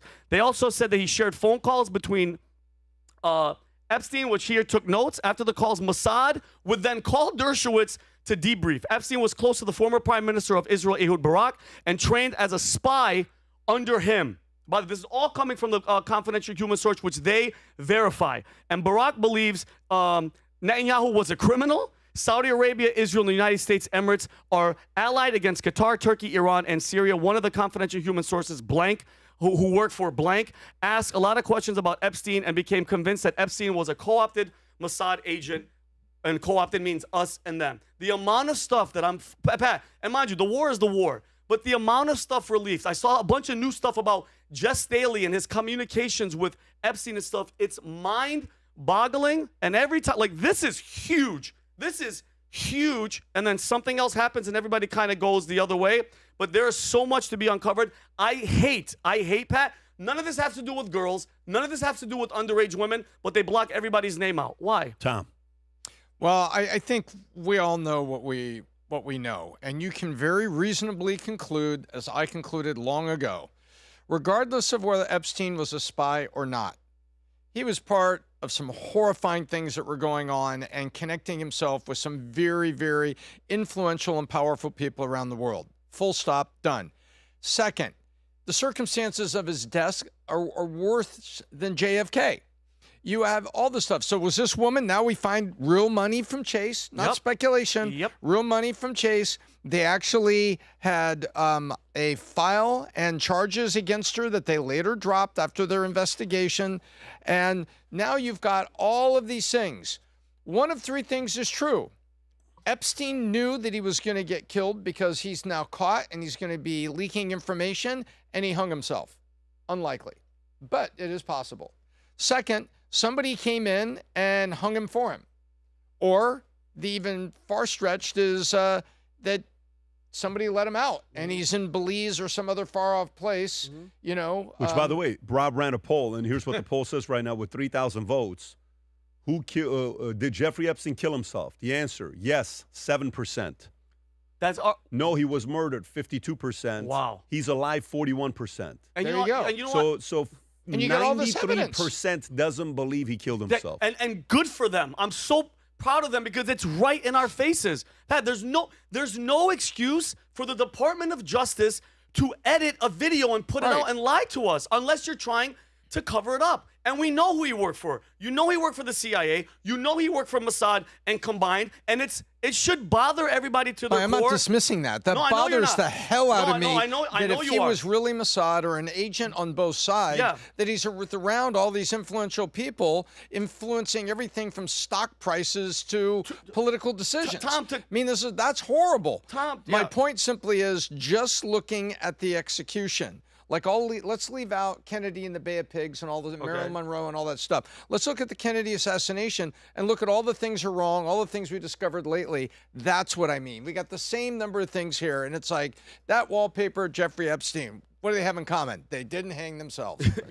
And it just bothers them. And Adam, I know you want to close with it, but what bothers me is, and a lot of people go, it's not that big of, it's not that important. It's extremely important because if you work for these agencies, all that footage, all the stuff that we can't see, all the documents, all the recordings, all the videos, we can't see it. those agencies have control over people that were on those tapes and did these things to these underage girls. That really bothers me. That bothers me because then when you see emails about pandemic planning, then you see them asking Ghislaine Maxwell, what the hell does she know about a shadow commission on 9/11? What the hell should she be involved with anything that has to do with 9/11? So when you break it down like that, Adam, when I come down to the children, it's not a big deal because there's a war. No, it's a huge deal. It's a huge deal because they were using underage girls getting, the R word and sexually assaulted to get political power and gain. Because why else would he have these relationships with Ehud Barak and all these people? And to me, that's the deeper horror. Did the Mossad and U.S. intelligence, if he was a mutual agent, I think he was. Did they go along with the fact that he was using young kids to corner people? That's the problem. And to me, if that's the net that comes out of it, that is the greatest disgust. It is. It is. Right. And by the way, as this is going on, like when you hear a story like this and all the people that are sitting on the sidelines that don't look, nothing going on, nothing happened with us, nothing. Now you have to sit there and say, oh, my God, you got to be kidding me. And this is not going to stop. I actually don't think this is going away. I think the more and more stuff that they release, these types of stories we're going to keep hearing about. By the way, while we're doing this, you know what just came out? The president just tweeted? Rob, you want to go to this? President Trump just tweeted, Australia is making this is from the White House. Go to White House's Twitter account. Australia is making a terrible humanitarian mistake by allowing the Iran national women's soccer team to be forced back to Iran where they will most likely be killed. Jeez. Don't do it, Mr. Prime Minister. Give asylum. The U.S. will take them if you won't. Wow. That's what makes President Trump President Trump. Good for him. Okay. Because 5 of them, the defected Pep, 5 of them said, hey, we're staying here. We're not going home. 5 of them are done. But there's still at least 15 of them. That's freaking crazy, bro. Because Australia moved out, and Australia's saying, go, leave, get them out of here. Yeah, they're like, bro, I'm not a fan of that. That sucks. Yeah, but I mean, again, this is the part that why the world reacts to this. Now, let's see how Australia is going to react to this. What is Australia going to do about this? Most likely, they're going to listen to them and have to keep them. But if they don't, come to U.S., these are the moments when you hear the phrase asylum, like why give asylum? It's not Tony Montana. It's situations like this. Yes. Why you give asylum. This is not a political refugee, right? Yeah. This is a real situation that's going on that the president's doing. Adam, you look like you want to say something. No, just let me know when we figure out the Epstein situation. I'm waiting with bated breath. Are we getting closer? Do we figured it out yet? Oh, no. I'm not even being sarcastic. No, it's not. It's not. Are we getting closer? No, Adam, it's not. We're no, closer. This is like JFK. Guys, we're going to be talking about this 20 years from now. Okay. This is like JFK. The longer it goes, the more things are going to pop out. Something will be unredacted and come out.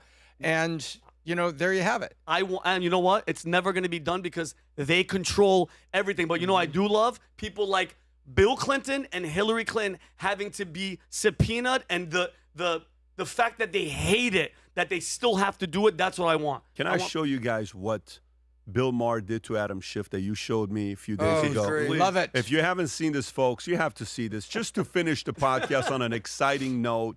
And if you like this clip a lot, to the 51%ers who haven't yet subscribed, we need you to subscribe to the podcast if you like this clip that much. Go ahead, Rob. Play the clip. This statement from the administration: the president had the constitutional authority to direct the use of military force because he could reasonably determine that such use of force was in the national interest. That's too vague for you? Totally vague. Okay, because that's from Obama about Libya. Bingo. Well, Obama made the argument initially that he could go into Syria without an authorization. I and many others pushed back on that argument. Ultimately, he did not go forward with going after Assad, even though Assad was gassing his own people, because he thought he might lose the vote in Congress. But I respect the fact that that was important to him, and the fact that he did not have the support of Congress meant that we weren't going to go forward. We are unquestionably at war now. The founders made an extraordinary decision at the time, which was not to give that power to the president, but to give it to the Congress, because they worried, I think, as Hamilton said, that a president would grow too fond of making war. After Venezuela, after the earlier Iran conflict, after bombing Nigeria and Iraq and Syria, he's grown too fond of this. And Congress, Don, as you're saying, needs to step up, assert its role, or it's going to be gone for good. And then anytime a president, for any reason, anywhere in the world, for any length of time. The fact that he has Adam Schiff I love that Bill Maher's pushing back, but he has Don Lemon and Adam Schiff. You know what they're gonna say. You know they have to stay on message. I don't respect anybody that has Don Lemon on anything. You lose respect for me. Don Lemon looks scared. Like Adam Schiff's going to take him back to hotel. I don't know about accidentally that. strangle him later. To me, we've had some crazy people on. When people said, I can't believe you're going to have Anthony Weiner on. But to me, the fact that he is having that question asked in the way that he did, to say automatically, boom, and no, that was Obama, and then he has to explain himself, and a similar thing is going on right now with the president. It makes hypocrisy. He is making a hypocrite out of all of these guys with the stuff that they're saying. I think Bill Maher is in his great. Sorry, how old is Bill Maher now? 72. Okay, so I mean, I think I think Bill Maher. Yeah, what is he? 70. 70 years old, just turned 70. Yep. One of the more necessary voices. He's still a liberal, but a reasonable liberal. He calls out the far left. He calls out the MAGA right. I think that's fine. He's beefing with Trump right now. Trump just went on some tirade about him. If you saw the thing, I watch his show. I respect him. He's a pretty selfish dude. I wish he was a little bit more selfless. People around us are working on that.